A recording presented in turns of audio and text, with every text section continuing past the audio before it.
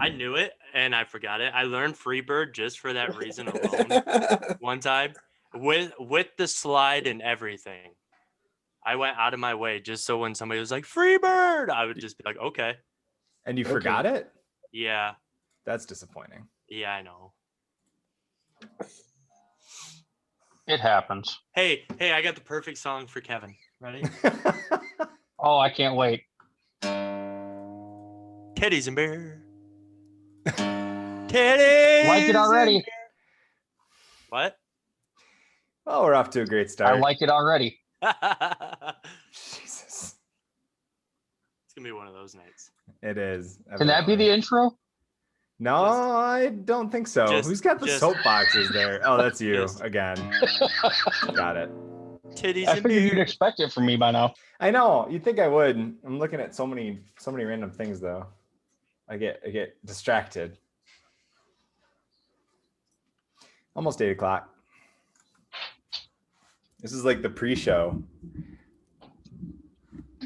part that nobody wants to hear. The post-show was good last week. Just don't record that. Because don't worry. Nice. I've got it for this too. Ooh, I like that one. See, I need one to take with me to training. I could carry all my stuff in it and then I just put it on the ground. I can stand in front of everybody and just go off. And this one's already marked for where you place your feet. Right? I like that. The heels are a little big. Wait, sorry. Never mind. You know what they say about a guy with big feet? You got some nice heels for that box there, Barrett? Just on Saturdays. Wow, that coffee was way more full than I thought. So it's not liquor this time. No, last time it wasn't liquor either. It was wine. That's why I didn't specify. I just said alcohol. I don't have a lot of alcohol in my house. So Wait. We're allowed to I have plenty here. while on here? What's that? Hiding our alcohol? I wasn't intentionally hiding. Okay, I was moderately intentionally hiding. Wait. We could be drinking booze this whole time?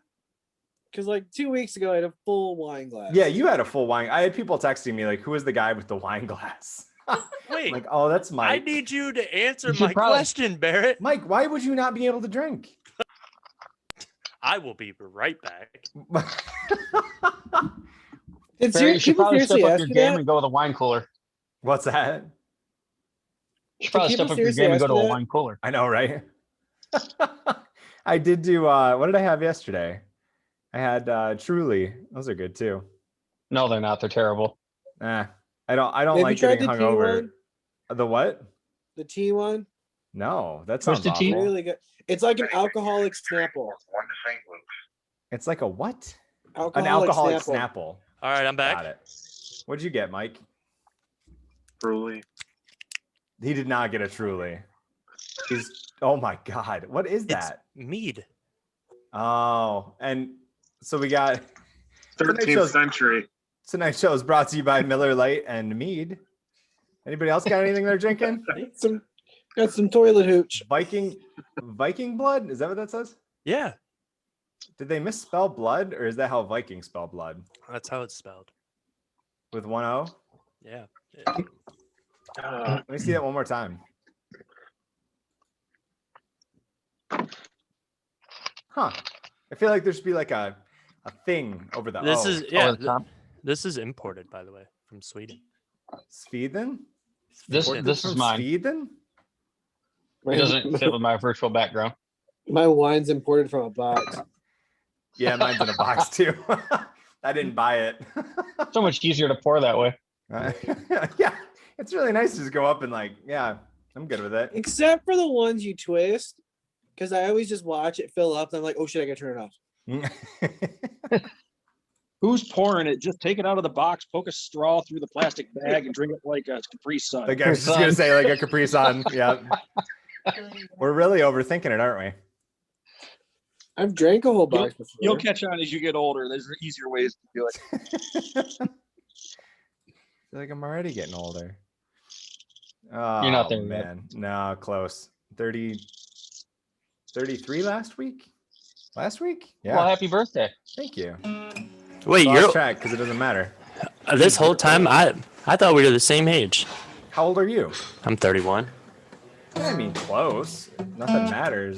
Hey, honey, somebody's older than you. Youngin. Barrett. I'm 39, Mike. Yeah, well, you're old as shit, Cap. Yeah, And my older brother's on here too. So. Cap, you've gotten to the point where like carpet burn on your balls is a real fear. Yes. Okay, No longer just the tip, it's the balls sit too. back. I love that I we're must- just in it. I must just be dead. Oh my god. Mike's got the intro music. This is off. This is a mess already. This is great. Wow. So welcome everybody. I'm Wait, waiting. filming Deliverance. Can you do it? No, I don't have a banjo. You can't. You can't try. Make you feel like a pig. Wait.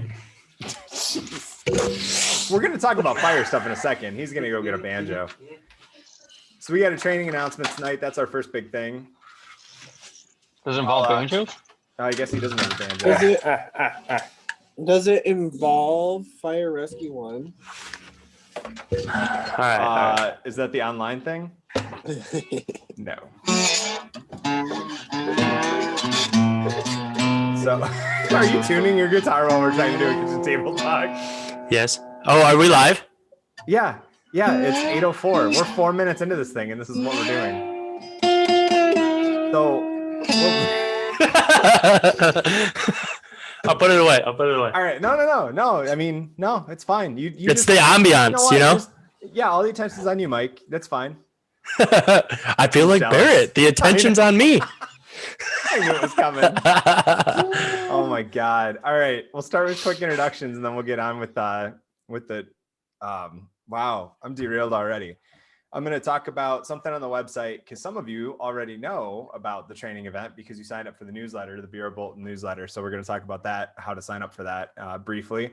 But first, we'll start with people on my team, which Eric Pinkham, it's his first night popping on here to actually participate. So we got to start with Eric. Eric, if you just want to introduce yourself a little bit.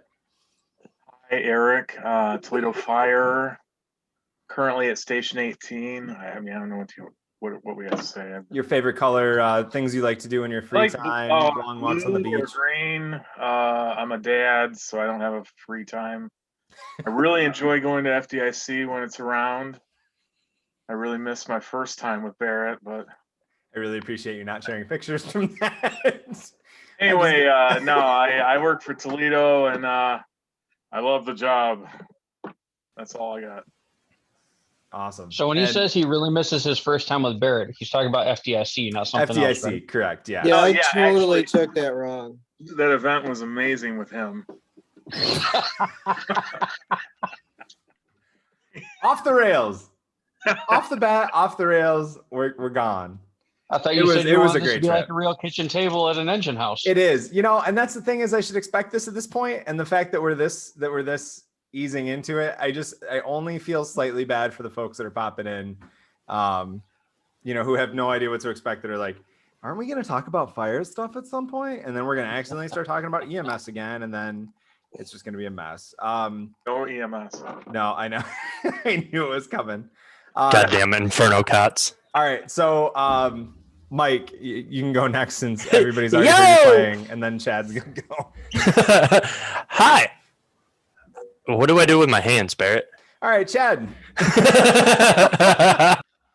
Then we'll go around the room. You get to do your usual introduction, Chad. Yeah, Chad, Captain, Providence Township. Hello, everybody. Oh, you're Chad. Not wearing a Euro helmet. Yeah, Eric, meet Chad. Chad Oh, meet that was Eric. the Euro Chad's- helmet guy. Yeah, Chad's Okay. now. I do Yeah. have a question about Euro helmets. I know it's early. But I'm scared. no, Oh, here we go. I just I was trying to follow it last week, and the sound thing, is it like you're in a cockpit type thing, where you can't hear anything around you, or you hear perfect radio traffic? That's why I couldn't understand the talk. Echoey. That's what I describe it. Okay, Chad, cool. Chad stopped by. Yeah, Chad stopped by today, and I put it on too. And it is the echoey part is weird. I'm gonna see if I can share the picture. The echoey part is more than I thought it was gonna be. It is odd. And like Chad said, I tried it on without a hood on. But Eric, I'm just gonna text it to you for now because I can't get it to my computer right away. Right. But I think with a hood on, especially, it's gonna be interesting. But yeah, it is comfortable. I'll give you that. It was comfy. That echo, just because you get that plastic that's this far, I look like a screwed up deer. There's no alcohol in this, I swear. Remember, I said earlier, there's not. But there's this. Maybe this is better. There's this much room between the plastic and your ear, so it just bounces back and forth there. Anyway, that was helpful. Let's continue around the room, shall we? Tyler Ellis, welcome back. Hey, Brett. My name's Tyler. I'm a lieutenant with Middleton Township Fire in Wood County. Been doing this for about Tyler. 8.5, 9 years. Yeah, Hey, Eric, see, how are this you? is like, yeah, this is like, I know this guy. I'm sorry. I met him. Yeah. I would dangle from a few ropes. I know Yeah. you. I was just talking about you the other day. I was like, yeah. No, it was all good. It was good. It was good. Right. It was, you motherfucker. All right, we'll start with my favorite McNutt, John. John McNutt, Fire Chief, Montesano, Washington. But I've been around. I guess last week I missed out on all the cold weather firefighting I could have talked about from my Alaska experience. And we didn't plan that very well. yeah, that's all right. I can. If you got questions or not, I can still answer them. But yeah, I'm kind of anxious to see where we go to it tonight. Yeah, me too. All right, live from Reynoldsburg, studying from his hotel room, or hopefully studying. I'm nervous that all we can see is the top of your head, Matt. Not sure what you're doing in the hotel room, but Matt Welch, go ahead and introduce. Oh, he's fully clothed. Everybody listening to the podcast version. I'm Matt Welch, and I'm an alcoholic. Oh, that was yesterday. For me. Matt. I'm sorry. Yeah, not very Welcome, anonymous. Matt.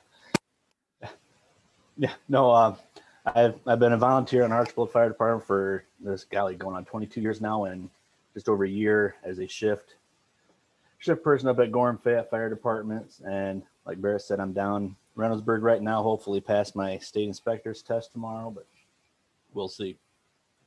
Heck yeah, good luck. Chief Thank you. Musoff. This is actually try I cut number him off. 2. This is try number 2. I was down last week and I decided, 3-hour and 45-minute drive before the test just ain't worth it. So I came down tonight. Gotcha. Yeah, that makes sense. And you know what? The first one's just a practice. You'll do fine tomorrow. You just got to get that first one out of the way. Yeah. All right, now that Mike, we're not getting back into that. Always and gotta and get that out of the sometimes way. the first 4 are practice. I love you, buddy. Tell my okay. wife that. It'll all be. All right. Chief, back to you before we break Mike's heart. Mike Musoff, Alan Clay, Ottawa County. Welcome back, Chief. Always good to see you. Let's see. Ben, I believe, is the friend with Dan Turner. I was just looking at my texts again. Yeah, can you guys hear me or not? I'm trying to figure this thing out. Yeah, we can hear you. Awesome, man. I can't see anybody, and I apologize. And, I mean, it's Lucky probably better you. for you. Yeah, you can't see my ugly mug either. No, I'm small town USA. I'm from Virginia. I'm a lieutenant in Fauquier County. I know it sounds funny when I say that, especially when I'm trying to tell my family from Massachusetts that I work in Fauquier. So I've been there for about 8 years, and then I've been doing it for, I don't know, anywhere from like, I would say almost 12 years volunteer-wise. Absolutely love it. Met Dan, he said, check out you guys, and it sounds like you guys are putting out some cool stuff. So trying to just dive in and see what it's all about. Heck yeah, man. Welcome. Glad to have you. Hopefully you'll be coming to visit for this thing we're talking about here shortly. Good deal. All right. Second favorite McNutt. I'm sorry, Kevin McNutt. Ouch. Oh, right. Like I can hurt your feelings. I have them. Just not many. Yeah, they're resilient at this point. Where are they? Yes. If you reach up from underneath, I'll show you next time you're in. Oh, perfect. Anyway, Kevin McNutt. I'm the McNutt that doesn't have chief in his name. I'm a captain with White House and the lovely Lucas County. And that's about all I got going. I'm their training officer currently. So Monday through Friday admin style. I've got June, I'll have 21 years total in fire service. Since 2009, I've been a career firefighter. So, and I was an aircraft firefighter for a while. So, bring all kinds of facets to the Good deal. table. And 21 years, that's human years, not dog years. Yes, because remember, I'm old as shit, as you pointed out earlier. Those were not my words, but you might have read my mind. Matt Hartman, welcome. Y'all hear me? Yeah, we can. All right. I'm from Loudoun County, Virginia. I've worked with Dan for 2 years, and I also have done about 8.5 years of Progress Fire outside of Harrisburg. I actually lived with Dan when we lived there. Been to a couple fires. I'm excited to be here tonight. Awesome. I love that all of Dan's friends are here and he's not here. Can I ask Matt a question? I haven't seen that guy in a while. What webcam do you have? You look like you got like a pro setup. Over here, go back to this. Yeah, let's see this. This if you look in man. the background, if you look in the background, you can see a black couch. It's a cardboard box on my iPhone. Well, that explains it. Are you selling things? That's one of those objects that sell shit. Excellent job. What? I just want you to know, Matt, that I've got 3 lights in my office. I've got like this whole professional setup. You've got a cardboard box and an iPhone, and you've gotten more compliments on your setup. I know. than I have. And Mike's is just as bad as mine is. Yeah, and I stream. I'm like, what's going on here? I literally there's literally a light above me. Oh, that's and nice. they're sitting there talking about, I'm full TV nerd still from my previous career. You would think a producer would know how to do this professionally. Real close. Apparently, I just need a cardboard box and my phone. That's all you need. Easy enough. Lesson learned. Well, welcome and great camera skills. Thank you. You make everybody proud already, which is great. Oh, I appreciate it. And last but not least, I don't know how he ended up last. I think he's the only one with his camera off or not with a chastising thumbnail picture. Jason Francis. Hello, I'm Jason. I'm from White House. Short and sweet. He's like, We're done with this. We're getting to the meat and potatoes here. All right, Mike, you had something you wanted to say before, and then we'll talk a little more seriously after that. The craziest thing happened to me today. Tell me, please tell me. Dispatch sent us pizza. Oh, that was for real? Yes. On a run? Like we got a phone call. They're like, hey, is anybody going to be at the station in like 20 minutes? And we're like, well, yeah. And then we got to run and we came back. There was 3 pizzas and they had them write notes in it. And the note said, let's be friends, Heart Dispatch. So apparently Wood County Dispatch wants to be friends with us now. I thought we were already friends. There must have been a miscommunication. I don't know if the pizza was poisoned. I had 4 pieces, so we'll find out. They just put X-Lax topping on it. You'll be fine. I'd like to transfer because all they ever send me is pain and suffering. Well, and that's what we were confused because like we had been yelling at them all day on the radio. Like, I mean, just going back and forth. Oh, it was totally poisoned then. And they sent you 3 pizzas? Yeah. Like, and a cheese, a pepperoni, and a supreme. Well, that covers all of them. Yeah. Yeah, I wouldn't eat it. I was hungry. That's cool though. That's nice. Why were you yelling at them?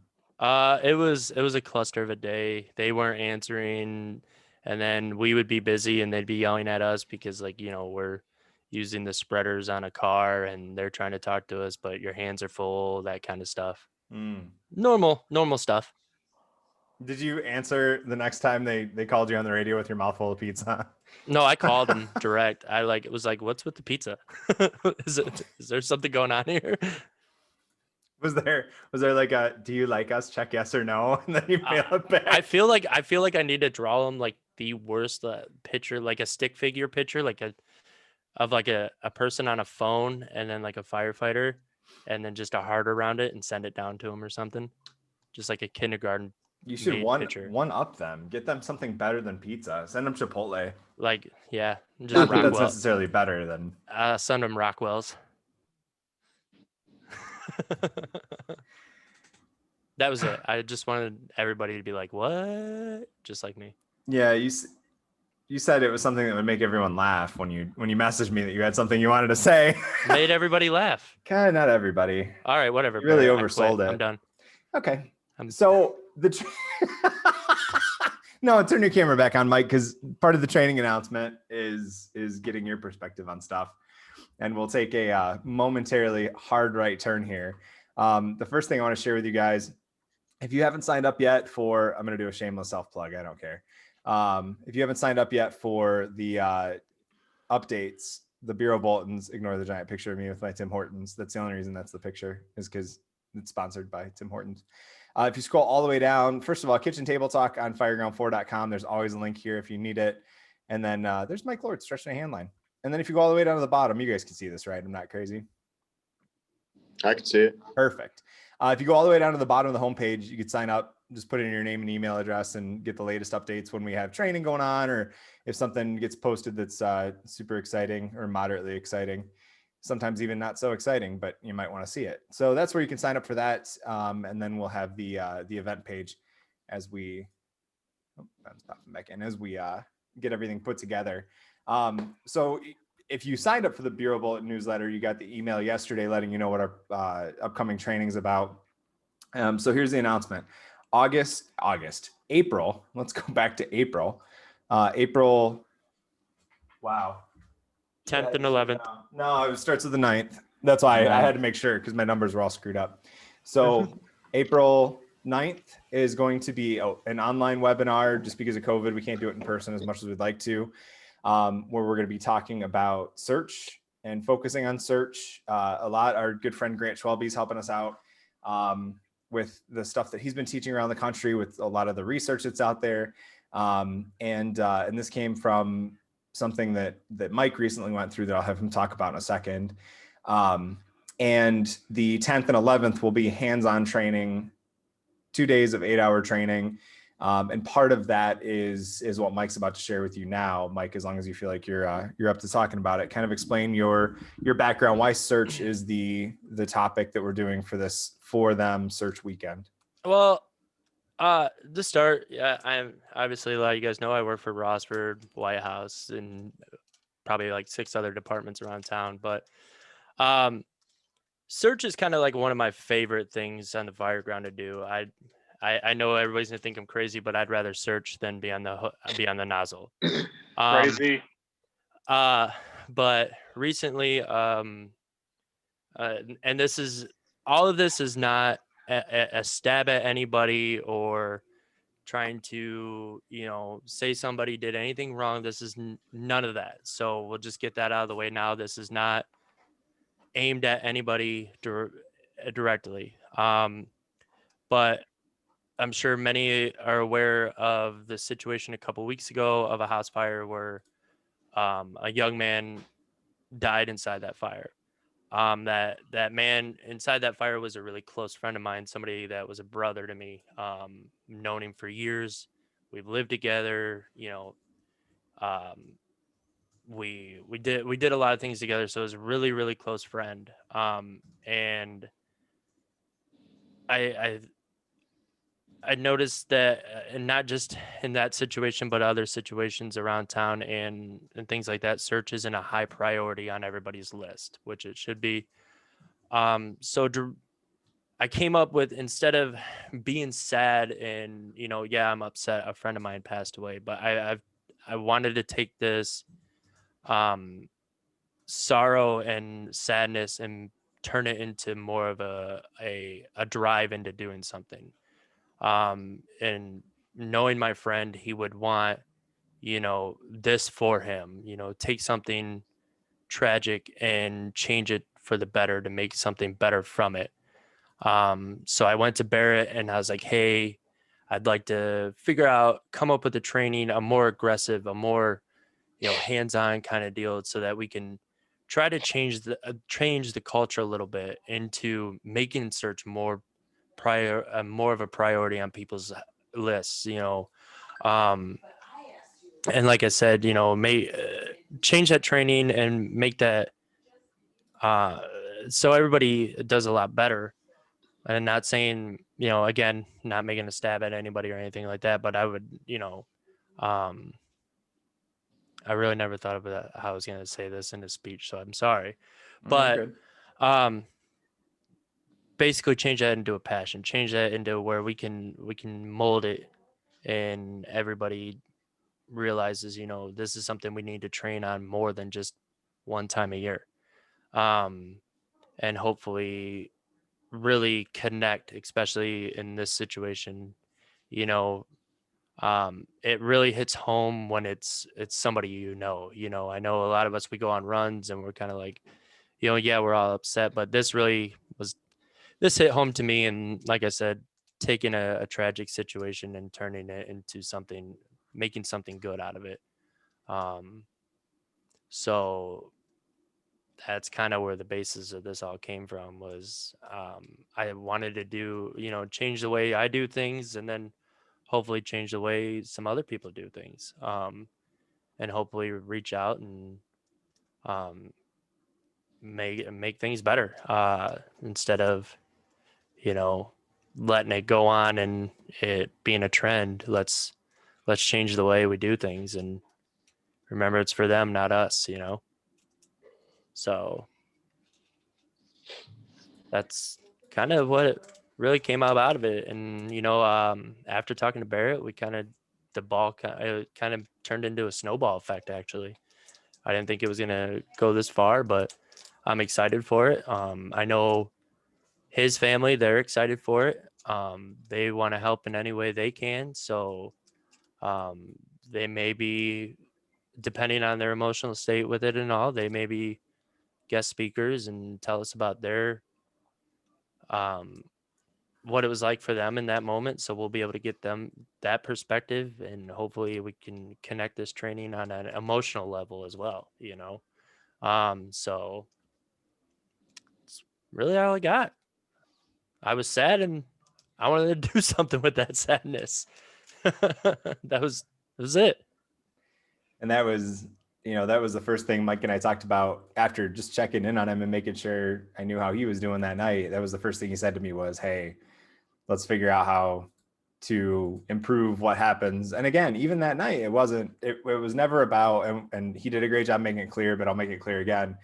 It's never been about, it's just one place or one department or whatever. It's that sometimes we all need that refresher, and that, I've taught places where, they're still telling us, man, we learned the elephant trunk search. We learned to hold on to each other's legs still. That stuff can't happen still. And so again, this isn't it's out of this incident only in the sense that it had that personal effect on Mike to kind of push that. And we're lucky enough to have the family so interested in making sure that something good comes out of their tragedy, in the sense of sharing the story, sharing the building itself. We were originally going to try and train in the house, and we ended up, there wasn't a lot of liability for us. There was more liability for them as the homeowners, and we obviously weren't going to put that on them. And so we had to shift our plans around a little bit. That's why some stuff is still in the air, and why all this is happening in such a hurry is that we want to get people to the house, even if it's just a walkthrough, for people that don't get to go into burned out houses very often. That's, for some of us, that's something we've experienced or seen or had the chance to look at, or maybe it's still dripping wet and we don't get a chance to really look at a scene. And the family wants people to have that opportunity before that house goes away. And this is a house where there was a victim, and we can look at the different challenges and things like that from the reports that we have, to look at, what can we learn moving forward? Because again, if we sit here, for everybody that's ever made a mistake, myself included, I have a drill named after, well, not named after me, thank God, but formed after me at our fire academy. We all have things that we look back and wish it could have gone differently or better. And we haven't talked to anybody that was at that incident to know what they're thinking, because we don't want to open that door. We've talked with the department to let them know what we're telling you now is that this is all for, not second guessing, not recreating, not any of that, but just let's learn from the fact that we get to hear personally from Mike, who's a firefighter who lost a friend, from the family who there were 2 other people in the house that made it out. That Mike's friend Bama, his fiance and her son made it out of the house moments before, that fire spread. And so to hear from them what it was like as a civilian inside a burning house, and we went to the house to look at it, just to get a better idea for Mike of what happened, and just to have the discussion about what can we learn from stuff, because we don't always have that opportunity. And we actually, we interviewed her, and that's something we'll share as part of the seminar, is that interview with her, talking about what it was like. And Teresa is her name. She was in the military at one point, a while ago. She was on a volunteer fire department in New Jersey, right, Mike?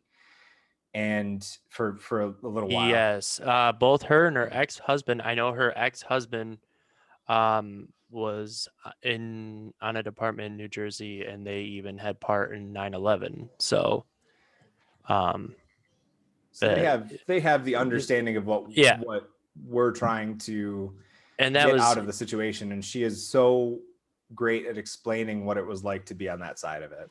Yeah, she is very, it is emotional for her, but she is also, Teresa's a tough woman, because she's just, she's diving in this head first with us. She's like, anything you need from us, call us, what can we do to help? Because they are also in agreement. They're like, take our tragedy and use that so it doesn't happen to somebody else. They want us to do this just as much as we want to do it. And so the goal of the weekend, just to kind of go over what the plan is at this point, is I don't want to say advanced level, because that's, we're really focused on basics, but we're going to do our best to simulate with furniture, with debris, not make it the dragging victims across concrete floors, which is why we originally wanted to use the house until we ran into some of those roadblocks or concerns. Just to put people through, you're not going to be dragging them through a training building. You're not going to be dragging them downstairs that are completely clear. Or you're not going to be, picking them out a window that's 20 inches off the ground, and they're not going to be, they're not going to be easy to grab like a dummy. They're not going to be that hard to, grab onto and have them not move as you pick them up. And so we're going to do our best to simulate real world conditions. We're hoping to even simulate with real smoke in the building, and just make it as realistic as possible, because of and a variety of tactics. So not just focused on bits and pieces of an incident or multiple incidents. We'll look at case studies around the country for sure. But from the perspective of what can we learn about what really happens inside a burning building when we're making a rescue. If you haven't heard it, there's a podcast. It's the Grabs podcast, Brothers in Battle. I was telling you about Grant Schwalbe. He's a guy that's actually from our area originally. He's been a mentor of mine since we connected on Facebook. We have the same hometown, Perrysburg, Ohio. And they've done, it looks like 56 podcasts now where they've talked to people, including Eli, a young kid whose dad put him through the window and said, "Get your baby sister." I just listened to that one yesterday on a walk in the park, and it's just like, holy crap. They put him in the window to VES, and he went to the crib, he grabbed his baby sister and came back to the window, and the baby sister's alive because Eli went in. And the information you can glean from that. There's also a great one, one of Grant's podcasts, and I can't remember which one it is. I think it was the firemanship one that he interviews Larry McCormack from Chicago. And that was the podcast that I listened to a long time ago. And I'll link both of these here when I could find them. They'll be on the YouTube page or on the Facebook page later. But that was the podcast I listened to, I think 6 months ago. And I called my brother right away and said, we need to change how we're teaching search. And then Mike came to me with this, and it's like, you know what, now's the time. Let's incorporate the things that we've learned from other people and keep spreading this word. So yeah, there's going to be more information coming out about that. All the money rather is going to be going to the family. We're going to cover our costs for equipment and stuff like that, but all the instructors have already agreed. All the money's going to help the family. It's not a Eric, you didn't know that part? Yeah. Eric, that was a I just saw him cracking up, but kidding. I'm just kidding. Why? Yeah, no. We got to bring some levity back to it. Shit got serious for a little bit here. But yeah, so the money's going to go back to the family. So the cost when you take that into consideration, but we're trying to keep it affordable for people. Again, like most of what we do for fire guard training, aimed at smaller to medium-sized departments that don't get as much opportunity to go in and just bust up a house or thank you, Chad, for sharing the Brothers in Battle page. The links to their podcast are on there. That's in the chat, and we'll share it on YouTube too. But yeah, so that's kind of the direction we're headed, and anybody's welcome. Again, the webinar is going to be April 9th. Then the hands-on is the 10th and 11th. The webinar can be separate. You can just buy the tickets to the webinar. I think that price is set. That's going to be $10, and that $10 is just to help the family. And then Saturday and Sunday, we're still working on how many students we can get, and we'll get more of that information pushed out. So sign up for the newsletter, Bureau Bulletin, on fireground4.com, and you'll get the information first there when it comes to the price and the registration information. Hey, Barrett, what's your ideal goal for like number of people you want to go through this, just out of curiosity? When we originally talked, we were aiming for like 40. Okay. The issue we have is because we were planning on the house and because everything was moving so quickly, we had to pivot when we found out that it was going to open the family up to more trouble than it would open us up to. Right. And so now we're hoping to get that many, or we may even do, and I'm not making any promises, but we may do multiple weekends if we can. Where we would add more dates if we have the interest, because again, we're trying to just get the word out there from the information that's been shared with us, and the information we've learned, and just spread the word around as far as we can. Do our part. Grant's doing it across the country. There's a whole bunch of folks that are doing it with, alongside him. Search has taken on a different perspective now. I mean, there's preconceived notions we're going to talk about VES being something you do in the heat of the moment when somebody's like, my baby's right there. Well, no, it could be something you can do on a regular basis. We just need to have that discussion. And so hopefully the webinar is going to be based on how we do it on Zoom. We have 500 spots. Are we going to fill 500 spots? I don't know. That's not like we have to. We could have 20 people, but if those 20 people go tell their departments some of this information, then we're happy. We're just trying to have a conversation and open the door to realistic search discussions, looking at how we do things, and taking a critical look from case studies, multiple case studies and multiple examples and shared stories from people like Larry McCormack in that podcast with Grant Schwalbe. Sharing I remember one of the stories he told was pulling the mom out, and I'm paraphrasing here, but pulling mom out and realizing there was another kid underneath her, and thinking about stuff like that, where if you find one victim, there's a good chance there's another one very close, especially if it's an adult. And so, the Journeyman Fire podcast, thanks, Chad, for sharing that. And so those sort of feelings, I mean, none of us want to leave a fire and wish we knew something we learned there. We'd rather learn it ahead of time and not have that, I love search, just like Mike was talking. Like I love being off the line. Like I enjoy being on an engine company, and I'm on a life squad, currently. So I miss being on a hose line, but I'm in staff currently, but whatever. I'm not on a fire rig currently, and I miss being on the line. But also search is great. But I also always had in the back of my mind, like, God, what if I miss somebody, right? Like that little thing on your shoulder that just tells you, hey, remember, check bunk beds, check this, check that. Be thorough, but be quick. How do you do both of those things together? Actually, had that happen to me. What's that? So that had to happen to me, miss one. You did? Do you want to talk? Do you want to tell us about it? Oh, I mean, this is probably, oh golly, it's been oh shoot, probably 15 years or so now, maybe. Okay. It was a big one of the big downtown fires in Wasion, and it was an apartment thing, and it was just it was a complex. It used to be like an arcade and a few other things back in the day, and it was changed and remodified to glorified apartments now.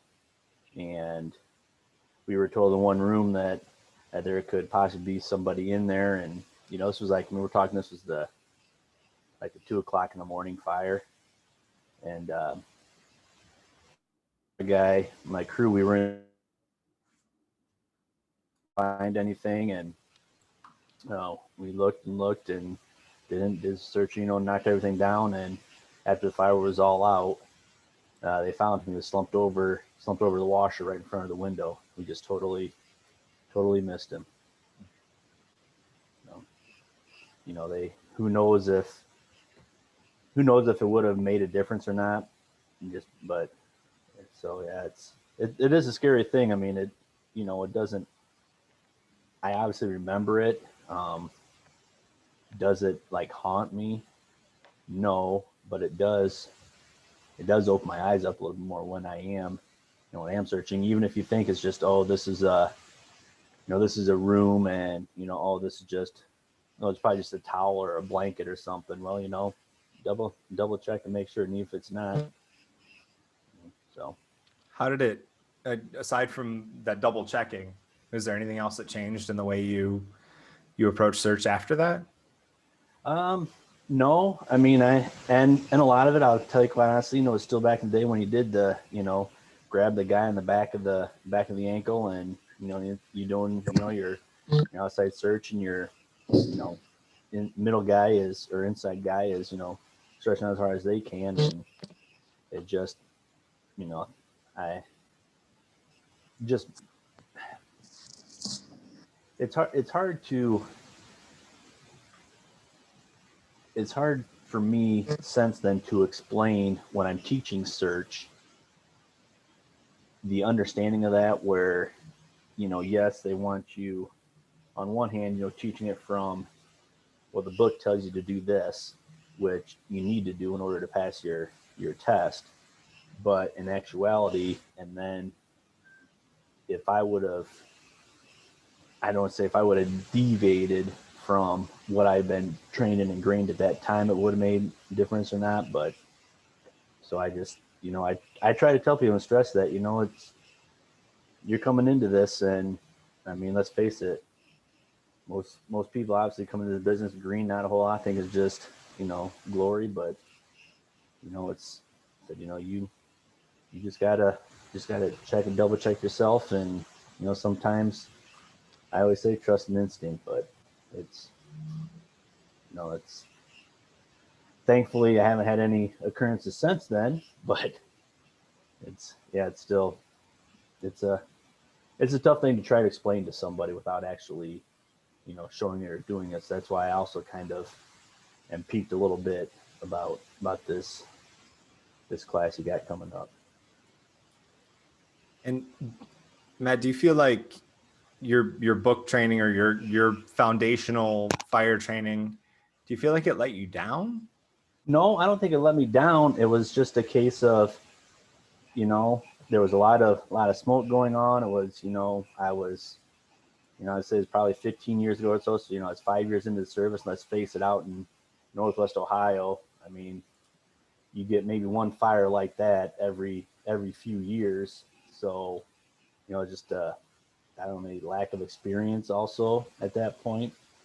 But, I still think the foundations of everything is still there and good, but you just have to, go with time. Just like, we all explain every time we do, a class on fire behavior or whatever, where, materials nowadays are burning faster, quicker, hotter, deadlier.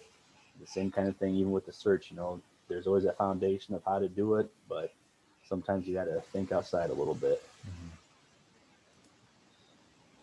Well, thank you for sharing that. And yeah, that's definitely something, I think that's one of the situations that, I mean, I've run into over and over where people assume those of us who are on the bigger city departments, oh, well, we make grabs every day. Well, as a department, there's a pretty high frequency of rescues, but individually, I mean, I've been on 7 years. I've never pulled someone out of a burning building.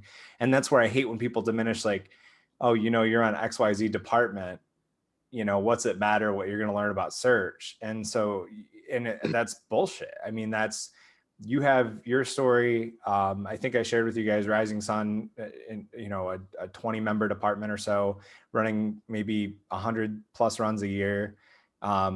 The couple of weeks before they called to have us brought on board as Fireground Training Bureau to help them kind of hone their training program, they pulled somebody out of a house fire. It's like, this is stuff that happens everywhere. And we have to remember that's the case. Like, yes, there's a frequency aspect to it. And yes, there's experience that comes with going to more fires, but that's where I think the passion for making things more realistic, let's make it as close as possible, because it doesn't matter. It doesn't matter what city you're in. It doesn't matter what it says on the side of your rig.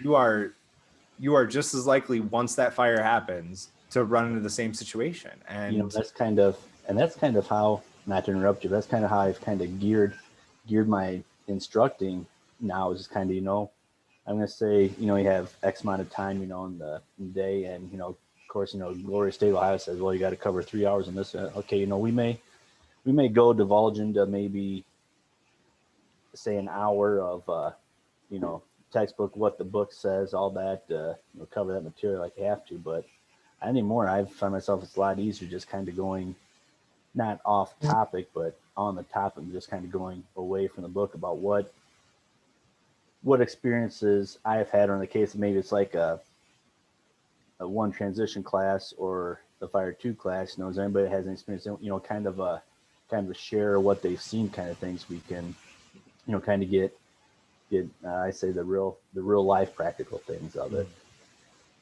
Well, and this is a prime example of that, where if you don't ask the question or somebody doesn't bring it up, I mean, we've known each other for a while now, years.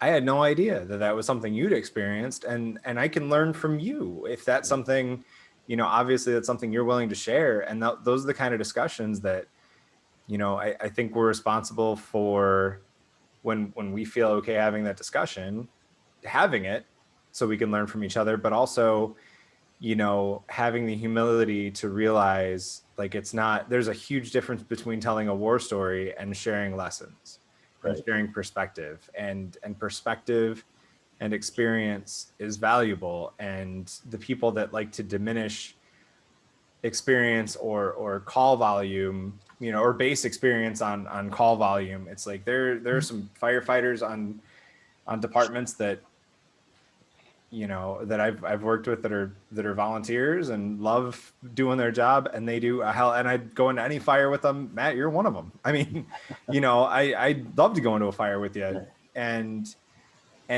that's where that's been a big part of what we do, especially working primarily with small and medium-sized departments, is making sure everybody knows that being a professional firefighter, Pinkham, be ready for just brace yourself. This is going to hurt. Oh, yeah. But being a professional firefighter, there's career, there's part paid, there's volunteer, whatever. But professional firefighter is actually knowing your fucking job, doing your fucking job, and taking it seriously. Oh yeah. Yeah. And I don't care if you get paid, if it's free, if it's whatever. It's doing what you're supposed to do. And that's one of the nice things I like about where I'm at right now, being the label and all that as a training coordinator. And they're a group where there's a mix of, the less than 5 years and, the above 15 years and all that. But the nice thing is what I would call the real core of the department right now. They are all wanting to dive into more stuff and do more and learn more than what they were just taught in their class. Nice. So that's kind of exciting now. Obviously to get all this stuff around to do that for them is still a work in progress, but that's kind of exciting. What you said, Barrett, is something that I've been saying for years, and I teach in all the fire classes I've done, is exactly on point. Is all of us in the service are professionals doing a job. Some of us may do it for our full-time living. Some of us may do it as a volunteer. Some of us may do it part-time, but we're all professionals in the act of what we're doing. Absolutely. And and I don't know, where does that get lost sometimes, do you think? Why do we have to say that? Unfortunately, I think sometimes its ego gets in the way. And that's just pulling from past experiences when I did live back there in the Toledo area. And Kevin can kind of get on board with this, is back when we were both in the guard unit there in Toledo. I would have firefighters coming in from some of the full-time departments, and they walked on water and their shit didn't stink. But us Jolly Volleys that lived out in the county needed to bow down and figure out how to be firefighters from them, and they would teach us the real way to do things. Am I far off, Kevin? Nope, that's pretty accurate. Yeah, and so that unfortunately drove that stigma that they were professionals, and we were just there playing a firefighter, not really doing the job, and that got really under my skin. And so I made sure when I started teaching that all my brand new students, one of the first things I did is I stood up and said, listen, just because you're on a volunteer department doesn't mean you're a professional. You do the same training, you get the same certificate, you're doing the same job. The fire doesn't care whether you're a volunteer or full-time, it's going to burn the same one way or the other. And so I made sure and get them on board that don't ever think less of yourself, don't ever let them put you down. We're all in this doing the same job at the same level. All our cards look alike. That's it, exactly. Same thing for the trucks and same things for the equipment. When you show up outside that house, they see a bright red truck that looks just like a big city red truck. They don't know the difference. They think you're sitting at the station ready to go, and we need to be professional enough to be ready to go. And that's one thing ahead. I'm sorry to interrupt, but like one thing I've always said to Barrett is I hope that like with Fireground we can be a group that breaks that, you know, mixing your full-time departments with your volunteer guys, and you know, because as much haze as we give each other and stuff like that, in the end it's not about us, you know. In the end our job is to save life and property, and like Barrett said, everybody can teach everybody something, you know, everybody has their things. So I mean, I know for me, if I'm going to learn about drafting, I'm going to go right out to Providence. I'm going to go out to White House. Learn about what now? Drafting. Horse stuff? Is that with horses? Yeah. It involves big hoses, Barrett. You wouldn't understand. But or even, you know, those are the dudes, you know, that are gonna teach it. They day in and day out, that's what they do, you know. I mean, Oregon. I was on that Oregon ship fire, and to see all the dudes from around here try to figure out how to draft out of the Maumee River, and then, you know, all the guys from out west were like, all right, look out, we got this. And then, you know, so it goes to show that everybody can teach everybody a little something. Yep, I had the same experience back when the grain silo fires happened. Gosh, I can't remember how long ago that was now. 2005. Is that what it was? We had the same problem. I was still in high school. I was too, but I was working at the TV station, so that's why I remember it. Well, we had the same problem there. They called us out from the guard to bring our foam trailer out with the crash truck, and we were being supplied from the river, and they had to shut down, change out trucks. And when they did that, they brought the new truck in and they couldn't draft, and had no idea why until we figured out that there was no fluid in their reservoir to draft with. And so, but they had no clue of how it worked. They just kept trying it over and over and over again. And finally we were able to troubleshoot it and get it fixed. But that's exactly it. Everybody has their special niche, and we can all learn from that. Oh yeah. Speaking of that Oregon ship fire and the Air Guard, I do remember a certain chief from there getting their tanker truck stuck on that ship fire. To be fair, every single one of the ACs I've worked with at the guard base got it stuck at one time or another. No, I didn't. You know, it wasn't there when you were. The P-26 did not exist at that base when you were there, That's true. but the tow trucks work great on it apparently. Facts. Anybody, just to make sure we don't miss anybody else's perspective on search stuff. Any other stories that you guys want to share with?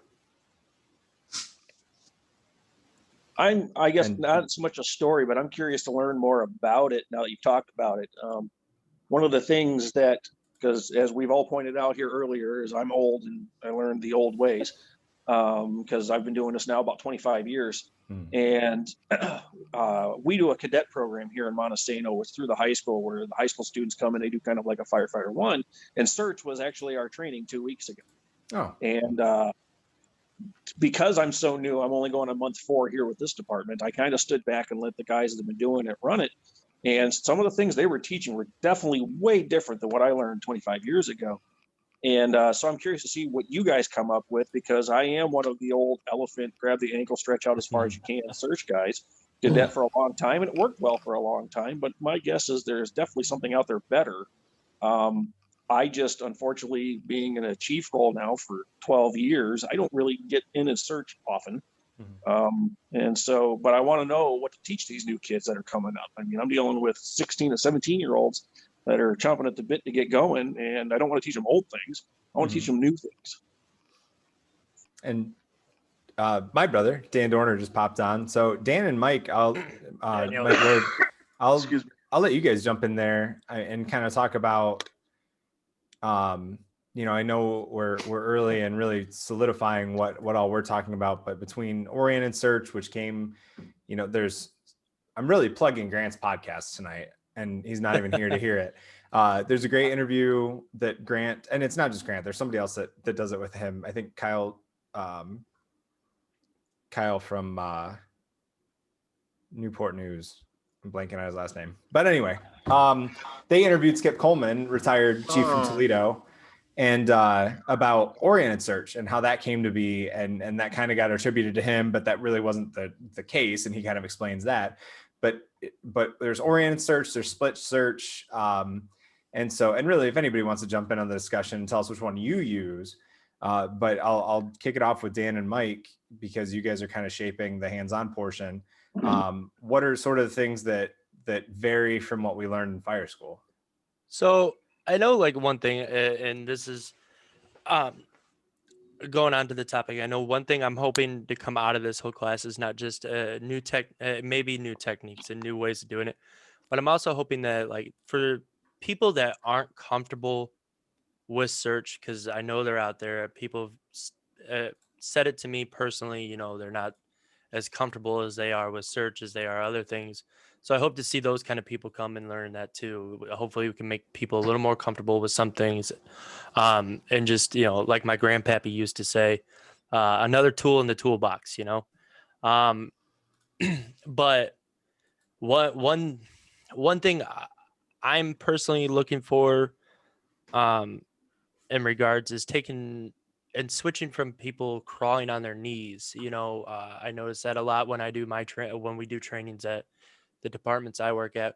We're just so caught up on that crawling around on our hands and knees, that your point of view is only what's right there, either down where you're looking and not really ahead of yourself. So getting people to actually get up off their knees, and maybe do more of a duck walk, or even a slide on one knee. And then you're able to see more, and also you're able to watch the conditions change if they do start to change, rather than when you're on your hands and knees, you almost like subconsciously have to consciously think, oh, I need to look up to see what's going on. But if you're duck walking or sliding, you really don't have to. You're watching that visual change as it happens. But I pulled up my little notes and the layout so far. The topics we're really going to hit on are, you're searching off the hose line. So, your backup guy on a hose line coming off that nozzle and searching the immediate area that they're at. You might be in a one bedroom, and next to another, you know, you might be able to slide into that bedroom next to you and real quick run through it and just, hey, that's done. And then, you know, talking about searching without the hose line, VES, some victim removals, and then we're gonna hit on hopefully hit on some like command mindset. I know a chief that we've spoken to. He's made a note of, like, you know, in that command situation for even other chiefs and officers, like thinking you guys hit command cojones. Yes, That was a those were- quote. That's that was why it the- ended up on it's on my post-it note. direct board. direct quote. But you know, I'm not a chief, so you know it's up to the white hats and, you know, the other brass to be the ones to say, hey, you guys are going. You know, as much as we love freelancing and how effective it is, You couldn't resist, could you? You piece of shit. Freelancing is the best search. God, you guys. Yeah, but you can't teach talks that. about You this. can't teach that. you I'm can't sorry, teach that. it's That's the just people natural. talk. Yeah, Dear it just God. But no, as officers, you know, you guys have to if something happens, you know, I'm not like trying to sound morbid or anything, but that's what you guys have to live with. If I die because my chief says go in there, then I'm dead. I don't know about it, you know. But as far as focus for training though, like yeah, it's get on your feet, whether it's duck walking, whether it's standing straight up, visibility provided, but then it should be like no more than 30 seconds of floor, ideally. Like it's just speed and effectiveness going through a furnished structure. Like if you can simulate a furnished structure and get people to go through floor by floor, 30 seconds of floor, I mean, that's the best last chance somebody gets. And then after that fact is when you decide, do we have to get them out of a window? Do we have to get them out the way we came out? Do we have to shelter in place? But we want the bottoms of your feet to be on the ground.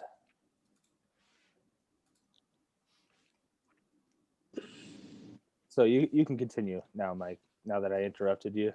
No, go Now on. he's eating. No, now Spit he's it eating a eating. pretzel. What did Spit you it out. perfect timing.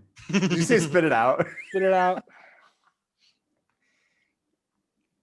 But no, I agree with what Dan said. Dan's better at talking than I am. And then like Barrett said, we're gonna, you know, we'll talk about other ways: oriented, split, right, left-handed. You know, so should be fun.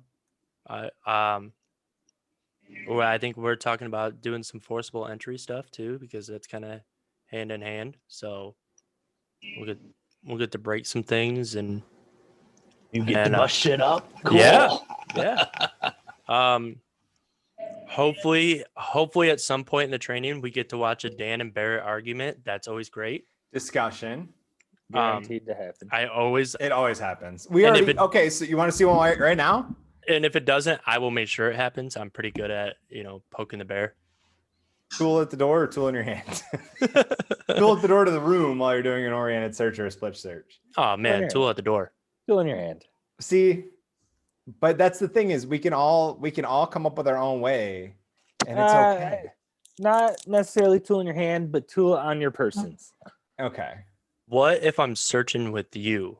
I already have a tool with me.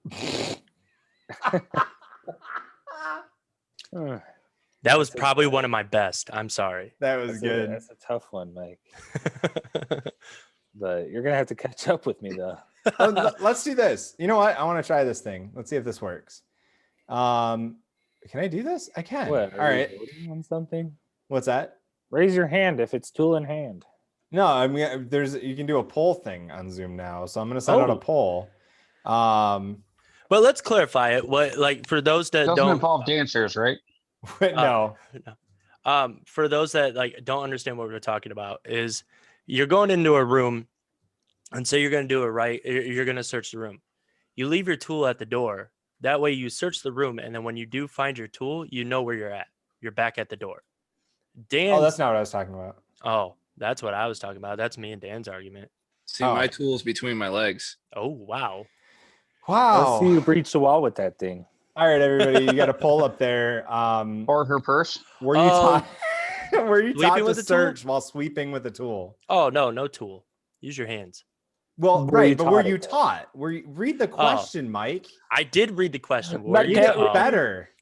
Sound out the words. Were you taught? Yeah, I Words are hard.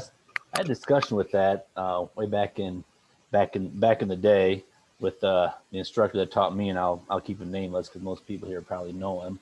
But anyways, we got into that discussion. He was saying use the tool because it gives you that much more reach, and I argued with him about, well, it depends on what tool you have. Because if you take an axe in there or a Halligan tool and you're reaching, what if you knock into the person's skull and kill them?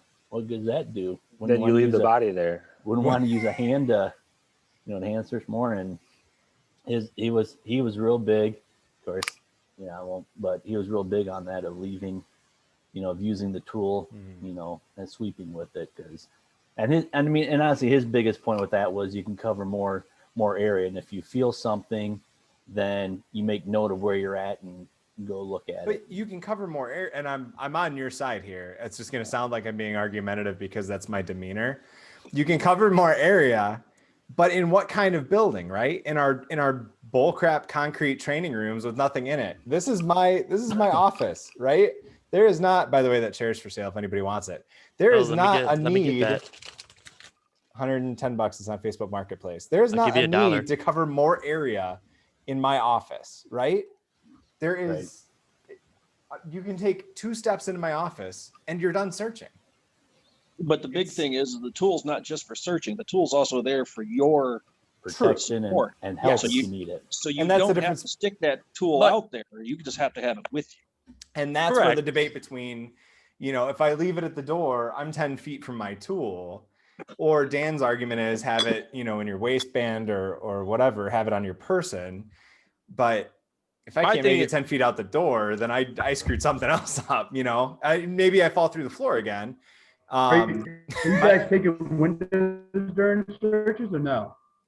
That's a great question. Are we taking windows? Ben asked if we're taking windows during searches. Under extreme circumstances, I have before, but generally that throws any coordination out the window. So we really try not to unless it's dire straits.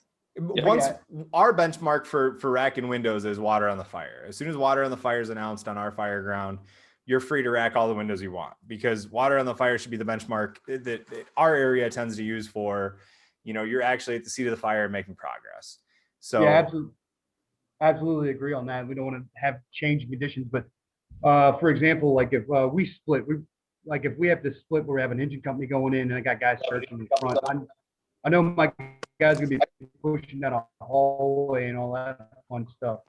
What we like to do is take a window. So if we're doing a quick fire suppression on the way, but with me taking that window, if I did miss anybody, heaven forbid, I got lift in that room now, a little bit better conditions, and I'm isolating that room as I go in. So are you shutting? That I've learned from taking with the brothers in battle. Those guys have been fantastic. But taking a window and then leaving the sash in, I know that's a big debacle with everybody arguing with that. But all I'm trying to do is just pop the window, get the smoke out, get my lift, and keep pushing down a hallway. In case I did miss somebody, secondary search is going to be just quick as can be, and I get that lift once again, and then we're isolating the room behind us if we can. Of course, this is it's not black and white. We're not doing what the book always says. It's gray, but just trying to see what you guys think about that too. So popping windows, that's something we do, especially taking a tool with me.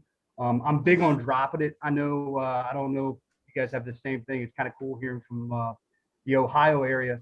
Like if your tool will run away, that was our big thing during my academy. Is I let go of my tool and now it ran away. Yep. Fortunately, I've had the time with my Halligan bar. I've taught it how to sit and stay. It hasn't run away quite yet. I keep giving it snacks, so it keeps coming home with me. But that's just another observation. I came in a little late, so I do want to say right now, excellent mustache, my friend. Hell yeah. We got a guy with an excellent mustache and another guy with a great camera. Yeah, we got some variety tonight. Looks like 23. Put him. Looks like they're missing their dog. Put them together and it's an OnlyFans site. Yeah, Mike. My thing with searching with the tool is I think eventually if you're using it to actually reach out and look for somebody, you're gonna get lax. It's gonna start you're gonna go from big sweeps, and eventually after a lot of work you're just kind of gonna start excuse my words, but limp dicking it. You're basically just gonna start flopping it around because you're tired. Search is gonna take a lot out of you. So I think if you're gonna go with the tool, use it to stay in contact with the wall at least. But I don't think that's just my opinion. When I say I want tool in hand, I'm not talking about searching with the tool. I want that tool is my peace of mind for being able to pound through a 2x4. It's not for searching. It's just for my own safety, my own work. I never want to leave my tool behind. But then on the other hand, popping the windows as you go that's a great idea. It'd be hard to utilize everywhere, I think, because I feel like everybody would have to be on the same page on that fire ground in order to make that work. I was just gonna say that. I pop the window, I clear the room, give them that second chance, close the door behind me. Then I have, idiot Mike Lord coming up behind me, opening the door. Oh, it looks nice in here, and then just walks away. No offense, Mike. I would do that. I called him a tool earlier. He kind of opened the door. Pardon the pun. It's gonna be shots all night. A certain level of coordination that I don't know if I'm necessarily comfortable with here. Well, and I think that's the thing is that you're going to have people that if you haven't, I agree, a great idea and a great tidbit to share. And like Dan said, I could think of a search. I don't know if he wants to talk about it considering the circumstances just around it being at work, but I could think of a search that he shared with me where that was something they did. And somebody said, hey, why'd you do that? And I'm worried that without the understanding, and again, that's part of why it's hard to do this discussion with people from around the country because we have like our little isolated areas, right? So we've got like Northwest Ohio's search and truck company mentality is just so different from a lot of other places that to try and say, okay, we're going to change the culture to rack the windows. It's going to be years of undoing people freaking out when we rack a window. Because they're going to be like, well, we're not supposed to. We're going to have flow path. We're going to have this, right? We've safetied ourselves into a corner. And I think that's a big problem in general with the fire services. We could have a discussion about rack a window. Here are the pros. Here are the cons. Just like everything we do, there are pros and cons. Here are the pros. Here are the cons. Here are the considerations we need to take. But to try and get that conversation beyond, a single company or a couple companies or a battalion or a department, even with the mutual aid for the folks that are on the outskirts, I think that's part of our goal with this training is to change the discussion, to drive the discussion into, hey, we don't necessarily know what's right, but let's figure out if there's something we could do smarter and better and not better for the sake of better, not better for the sake of different, but let's look at what we're not doing here or where we're letting safety push us into a corner. The idea of safety that's really just limiting the tactics we can use. And so, yeah, I agree that if it's this crew, if it's all of us that are on this call right now on a fire later tonight, somehow miraculously shit hitting the fan, hands on the pump. So yeah, sure. Not me. If you, look at this stash. He's like, I'm going to kill him.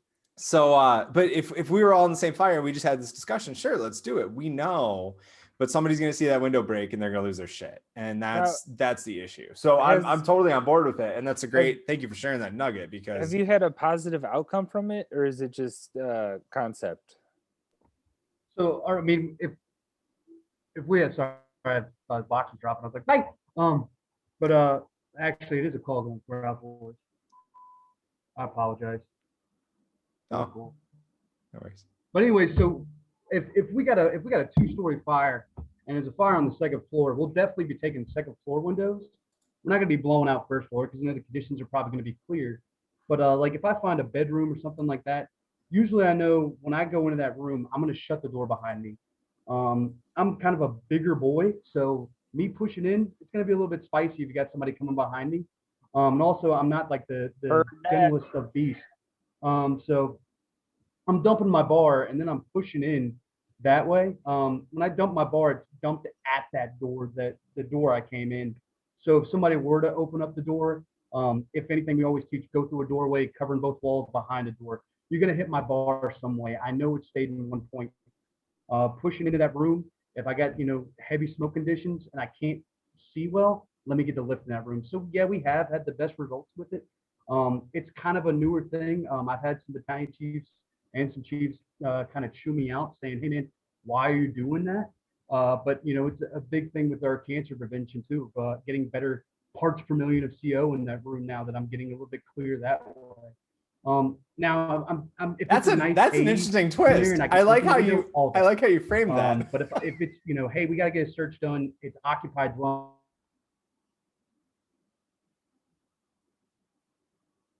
Uh-oh. He's frozen. Does it say did he freeze? I'm It real. does. I'm like zoned in on his. I know on it's his good talk stuff, right and now I'm now we liking just this. get to stare at the stash. I'm So, I definitely mean, hope. I'm Good definitely Buckeye hoping. if I got better, Cable in northern Toledo is killing us tonight. Yeah, I agree, Eric. He's back. You got caught up. You froze for a second. I'm back. It all sucks. Oh, Eric My is computer back, and shit. so's Ben. Yeah, everybody's dropping like flies. Sorry. The internet's crazy all over the country apparently. Yeah. My daughter texted me asking if we had internet, and she's like 20 miles away. Yeah, I'm out in the old Virginia area. But either way, yeah, we did have a little bit better, and it's just all coordination. You got to justify what you're doing. And then, of course, we have radio comms all day. Everybody's talking left and right. Now, if I suppression and I'm Oh not counting man, the can of it's the suppression, safety officer. They've messed with all the airwaves. They've shut us down. It's a conspiracy. The safety officers. Oh no. It's a conspiracy. It's the safety battalions. Oh my gosh. We've been talking about search and being aggressive. Oh no. I fucking love Eric. Oh my god. We just have such a screwed Hey, up seriously. mix. Yeah, Eric. I know it is messed up. I don't even know what I was gonna say. I didn't know what I'd missed. Have we passed thermometers? No, we haven't visited it yet. Oh no. Are you? I was waiting for you, but you still sound like you're a remix. Oh, I'm sorry. Oh shit! I'm a DJ, bitch. When did T-Pain get on the call? I'll buy you a drink. So is that? No way. That's really me. Jeez. Hey, Cap, I'm even surprised you even know who T-Pain is. Given my age, Yes. I have one of those on CD. Mike, you know what that is? It's Yeah. a shiny disc with a hole in it. Oh yeah, I had the non-skip Walkman. Okay. So that I could skateboard while. That sounds like Tony out there somewhere. But earlier, Kevin was talking about that other rapper, Florida. What has happened? What's wrong with Florida? He's a great artist. It's just the pronunciation. Poet. Eric, are you good? I think you're unmuted if you didn't know that. Shit, we're back to the fan. So what we lost Ben. Ben walked away from I was gonna ask Ben a question. Where'd Matt go? Matt's here, and we got somebody else in the okay. Oops. Ignore that, Chad. All right. So like to get out of the realm of Matt, since you're the only one I know that's outside this area, although It might be better up here. Dave, Eric, I'm just going to mute you until you figure out your reception issue. Is anybody else having any different issues like in their own circle of, their area with search or communicating search or trying to make a push for a more aggressive approach? No, Matt's like, no. Well, damn, I guess From I got to what- move out that way. From what I've seen here in Washington with my new department, they seem to be a pretty aggressive group for search. Awesome. So I'm hoping to see more. Well, that's a double-edged sword, I guess. I'm not hoping to see more because I hope that we don't have to go searching for anybody. Right. But should we have to, I'm anxious to see how they do it, because what they were showing to the students, I mean, it's pretty down fast and moving. And going back to the two of them talking about being on your feet, that was one of the things that I was stressing to them, and they were too, is if you can see your feet, get up and walk. I mean, the whole point of that primary search is get going, and you're going to move a whole lot faster on your feet than you are on your knees. Yeah, just those little things that get lost in that, that simulated training thing, right? So then when they go into real fire.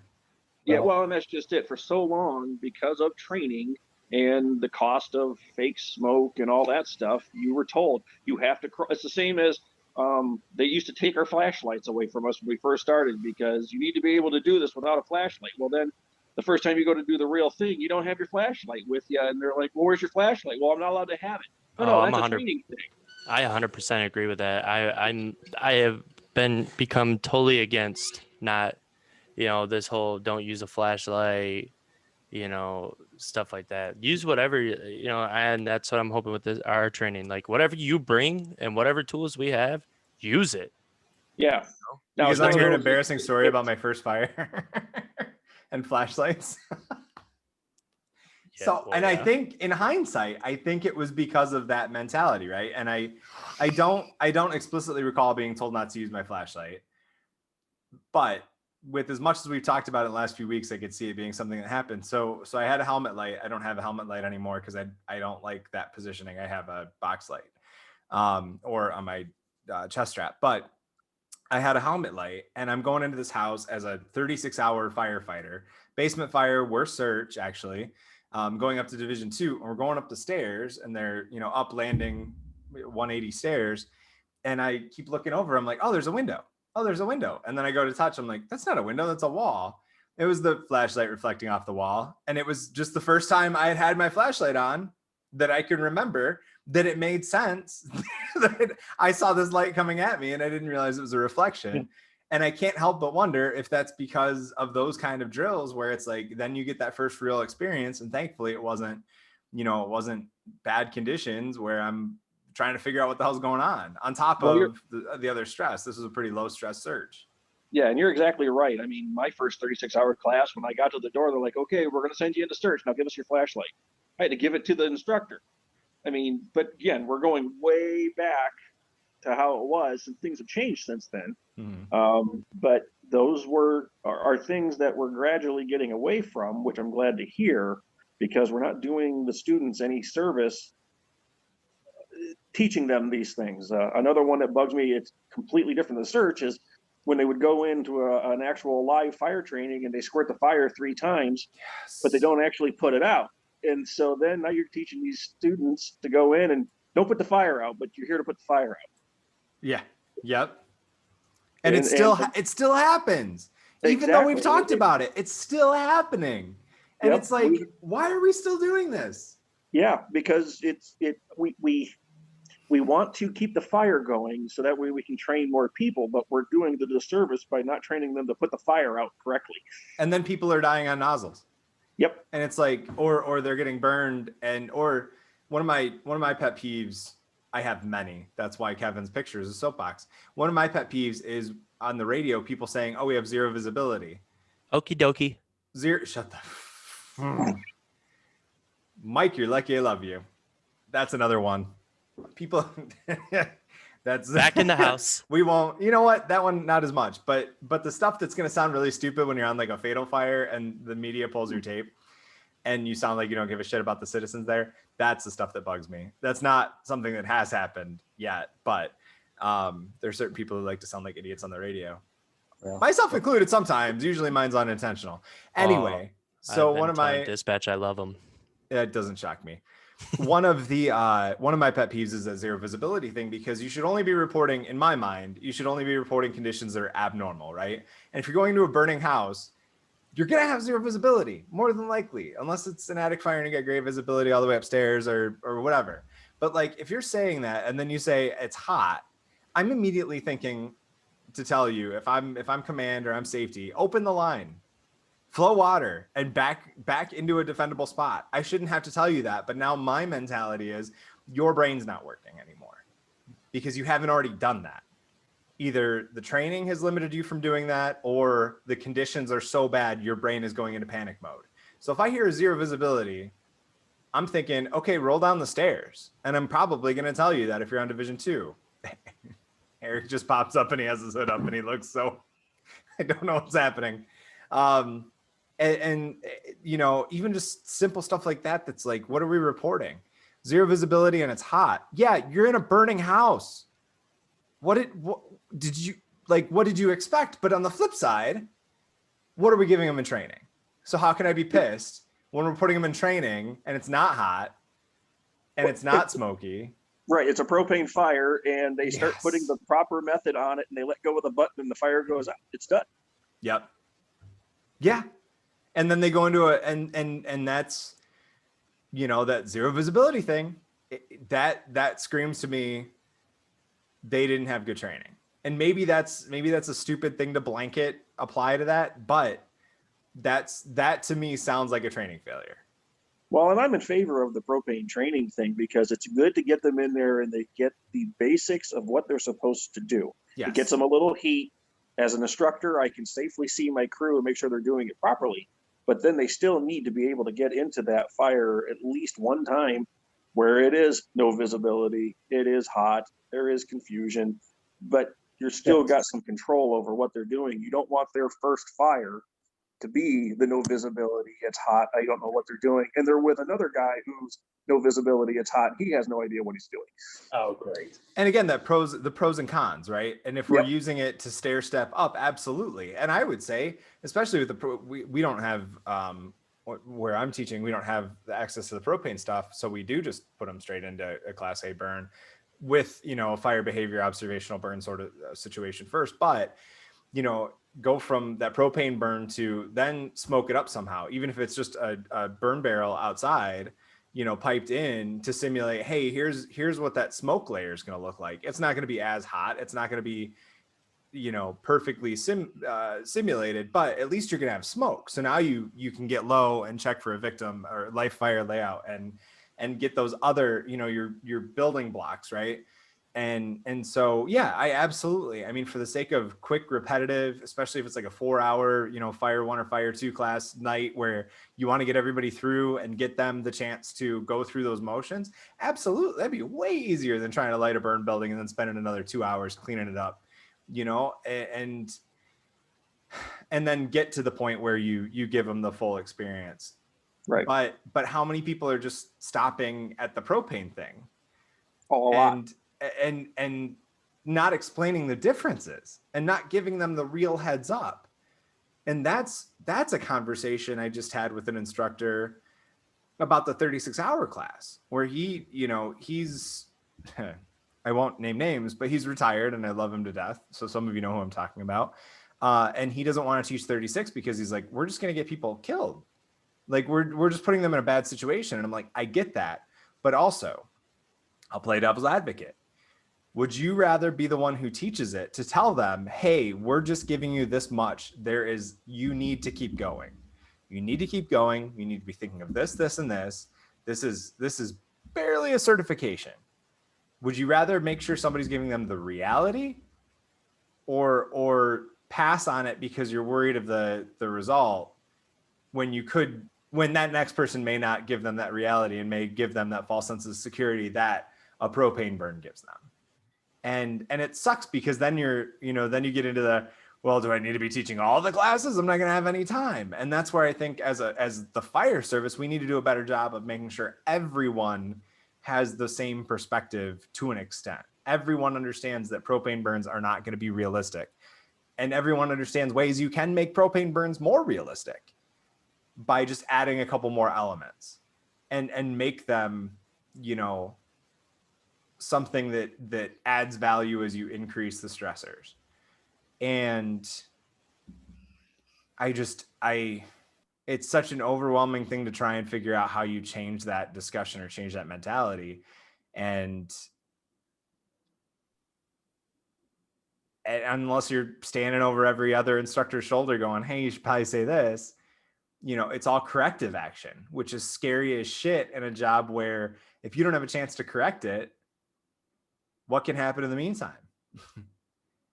And that's the part that creeps me out, is that we can, I think I gave the example before where I went and signed people off on their Mayday state training. And I went and asked the instructor, like, how did you teach them? And he said, here's how I taught them. And okay. And so I checked them off on that. And I'm like, I need to talk to them at the end of the class if that's okay. And I explained to them how that checkoff was not realistic to what they would really do in real life. And I was a little nervous because but I know that instructor gets me and gets where I'm coming from and knows my personal experiences. But that shouldn't have happened in the first place. In my mind, we shouldn't be making things unrealistic to get them signed off. That those sign-offs should be geared toward realism, and there's enough leeway in there that you can gear it toward realism. And it blows my mind that we could get away from that. Well, that's kind of not topic there, but that's kind of like what when I first started teaching, even the 36 was that being the Fire 1 was, you just did the skills just to do them. I mean, your certification depended on if you passed that test of the state or not. And I tell people all the time that that's one of the best things. Yeah, I know I'm actually crediting the state of Ohio for doing something correctly, but sorry, did I say that too loud? Never mind. But you're in Reynoldsburg. You're where they are. I know. Be careful. I know I'm waiting for the DeWine picture to pop up outside the window here, but there we go. But anyways, my point is that I tell people all the time, I said, I was so, yeah. He's a problem that I can't find any food around here. Dude, that's Optimus DeWine right there. But I always tell people, I said, that was the greatest thing when they made the skill checkoffs part of, the requirement. You have your 5, your 5 required, and then, you have the randoms. That was the greatest part of one of the changes that the state of Ohio did. I like that so much for that reason. You can teach, okay, this is how you do it, and you have to go through it. Well, now you actually have to do it to pass the class. Well, and I'll say, like we prefaced everything earlier with the training announcement, I'm not ripping on any state training program, because how do you write and I know you're not either, Matt, but like, how do you write a checkoff that covers realistic scenarios? And also, like, we had to do a brush fire scenario for a Fire 1 class. So we took a pile of hay and just spread it in the parking lot. It's like, how the hell are we supposed to simulate a freaking cornfield fire? Like, come on, and so there are limitations that come with that. But I guess the disconnect for me is when you have these instructors that look at the sheet and go, we're going to check it off one by one, versus understanding that you need to make that part of what they're realistically going to learn. And I'm not even talking about SOGs or anything like that, but just like common sense shit. Like, what are you going to check first when you're in a Mayday situation? Or what are things you're going to say, or how are you going to say it? Or, are you holding the mic down until you're done talking? Things like that are I thought were kind of known nuggets, but maybe not.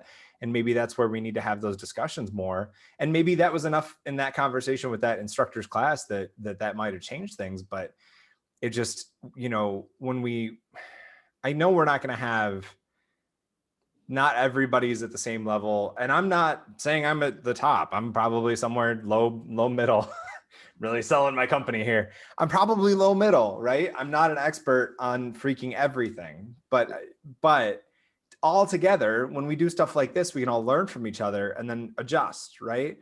And what scares me is the instructors who don't adjust, and the instructors who just want to get people through the state test. And it'd be one thing, I know there's a major department, and I don't know exactly how they do it, so I'm not going to speak to that. But they go through all the Fire 1, Fire 2 requirements like that. And then they spend a lot of time on how their department does it. which sounds really cool to me, because that kind of makes sense. Get the bare bones out of the way, you know, get all these hose lays that we won't use out of the way. And it's not my department. You know, but then go into real world kind of training. You've got the foundation, but now you're expanding on it. But that requires more than the 256 hours it takes to get your cert. So that's where, you know, and same thing with, I had that same part of the discussion with somebody, with that instructor about 36 hours. It's like, okay, let's make it a 56-hour class. He's like, well, we can't go past 36. I'm like, well, crap, we can't go past 36. The state says you can't go past 36, but we'll get them to 36. And then they got 20 more hours to go. And we just figure out, we let somebody else handle if we're going to bill them or not for it. But if you want to give them more, give them more. If you want to give them fire behavior more than an hour or whatever it is, let's give them more. And say, if we're going to teach it, we're going to teach it the right way that at least gives them more information. We're not going to do a full fire one class out of it, but we'll give them a little bit more that makes us feel comfortable that we're not setting them up for a bad decision.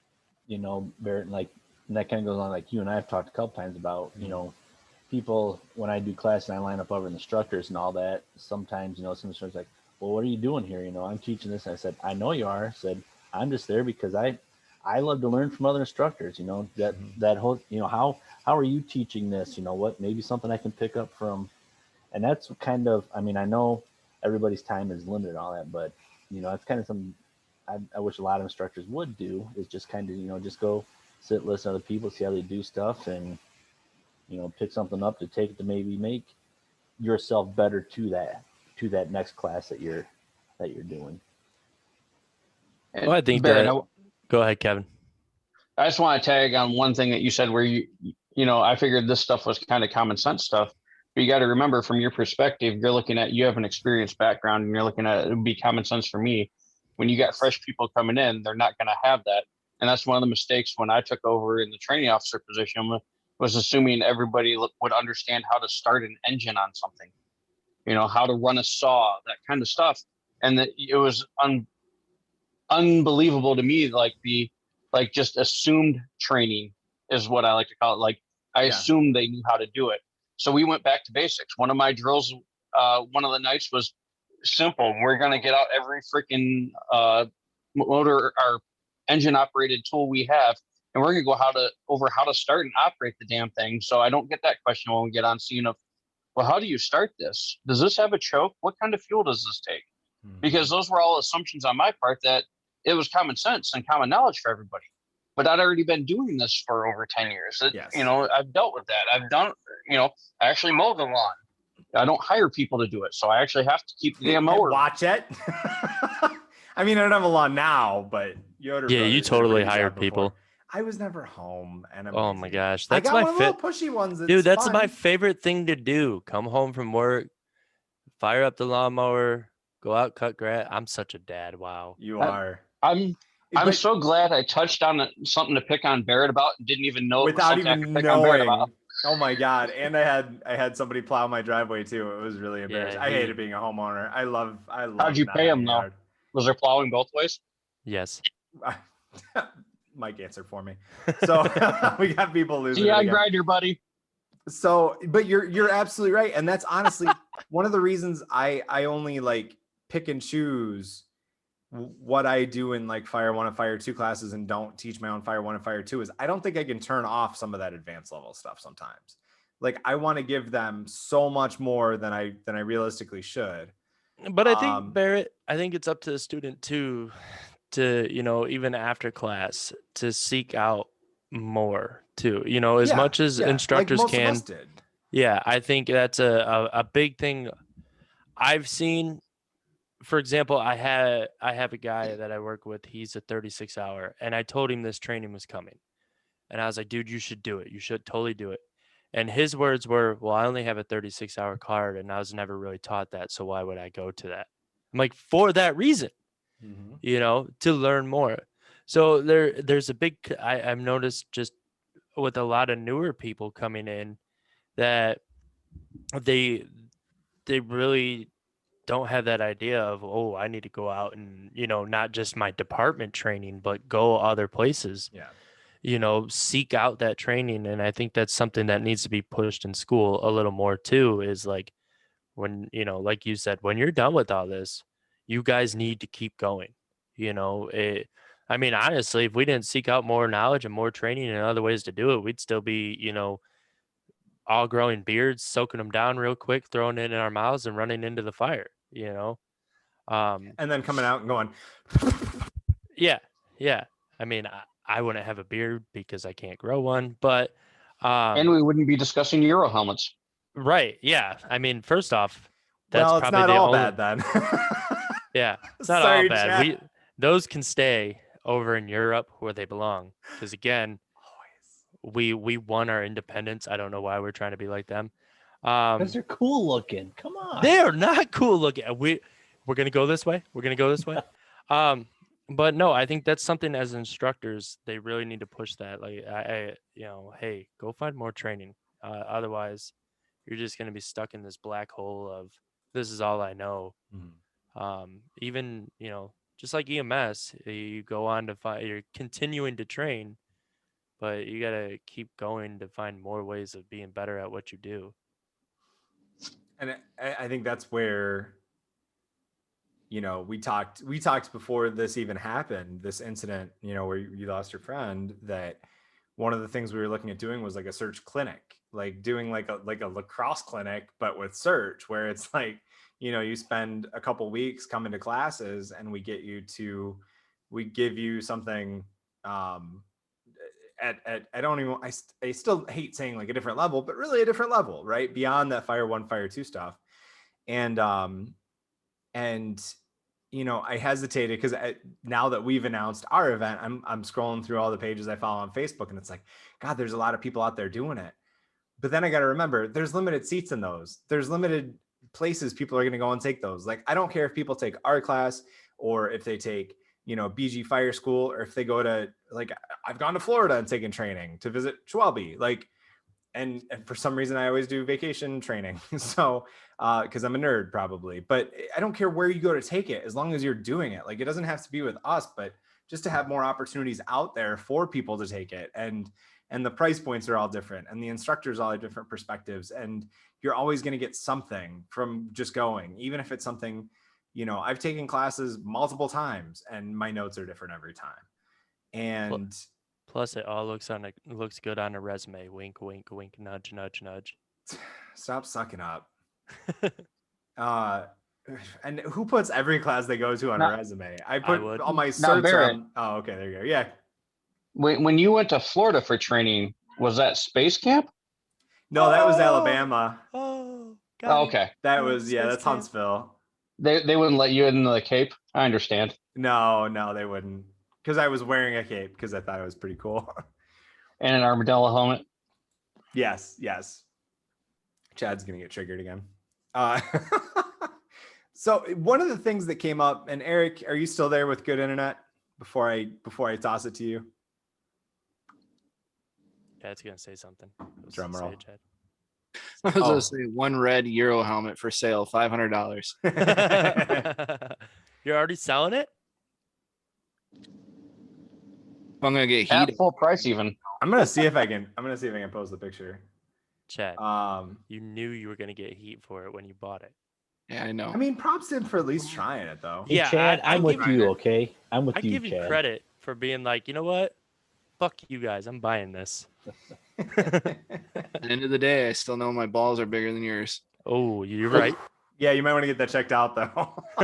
There's not supposed to be that much blood, and this is the last time I let you use the toilet in my apartment. You can empty those every once in a while, bud. Dan Dorner from left field making the play. And it's now a kitchen table discussion. Wow, no kidding. Who's NF posted some of the best training truck and engine is in Ohio every fall. Absolutely. Yeah, and that's where it's, and I don't know who NF is. I don't know if you want to unmute and do the quick introduction. I'm blanking out on who that could be. I start guessing. Dan, did you move to another closet in your station? No, I had to get closer to an outlet. The whole station's a closet. You I watched you bounce around like 3 times. We get it. You work at Toledo. Cool. I think one of the I think that's one of the big takeaways with what NF just posted about, some of the best trainings here. Like, yeah, BG Fire School, like there's all these places that are great. And I think, especially when I first started Fireground Training Bureau, part of it was I really just wanted, I like to write and I like to post ideas and think out loud, if you can't tell. And that's what kind of started it. And I wanted some level of anonymity when I was a new guy on a larger department. And that didn't work, but that's all right. But I always had that in the back of my mind where I'm like, what the hell do I have to offer that's any different? And why would I compete with these other places? And I never really looked at it as competition, but it's like, why would I put this out there when there's so many other people already out there doing this? And I think that's the answer, is that, we're not competing with each other. We're trying to spread the information that we've learned from each other to push for aggressive search, aggressive attack, aggressive not being a bad word, like I'll fully admit that, like I said, when we've taught search before, and then I listened to one podcast and called my brother and go, dude, we got to change this. Like, we got to change the way we're teaching this part. And we talked for what, like 45 minutes after I called you, Dan. And I'm like, we got to mix this up. It's like, we also have to have that, understanding that we're going to be learning things too. And we need to keep going to classes. I feel bad. For the last year, I've been thinking, man, I've been teaching a lot more than I've been learning in terms of actually going to classes. And then I remembered there's this whole global pandemic thing going on and a lot of classes have been canceled. So it's a little out of whack right now, but I'm looking forward to going back to classes and like all the webinars that are online. Like, take the free webinars. They're awesome. Learning from retired chiefs from, oh gosh, whose book was it? I know I've talked I'm about sorry, it before. I don't get those cushy 8 to 5 jobs. But wow. Or Did the you just cushy say read 24-hour books? job. Or reading books. I mean, there's know so I much can't random. read? Well, sound it out. I know you can't read. Does it have earlier- pictures? Probably. I All don't right, know. I then got I'm the good. illustrated building construction book that I want to start reading. Chad tells me it's not as illustrated as it sounds, which is kind of disappointing. But one of the things I want to bring up now that I know Eric is back and we can hear him. Last week I talked about ticks and kind of my perspective from the standpoint of that's a class I need to take, is a tick class. And I know Chad's interested in talking about ticks. So Chad, feel free to jump in here too, because of his background. But Eric texted me and he's like, I want to tell you that, I don't know why I'm saying it. He's on, he could just say it himself. This is how much I love talking. But basically he's like, no, that like my tick is really come in handy. And I'm like, I admitted that I just, I don't like that as a crutch, but if there's a benefit, let's talk about that. So, Eric, were you using it in I know we've kind of hit on search a lot tonight, but talk to us about how you use your tick and what you were kind of texting me about earlier.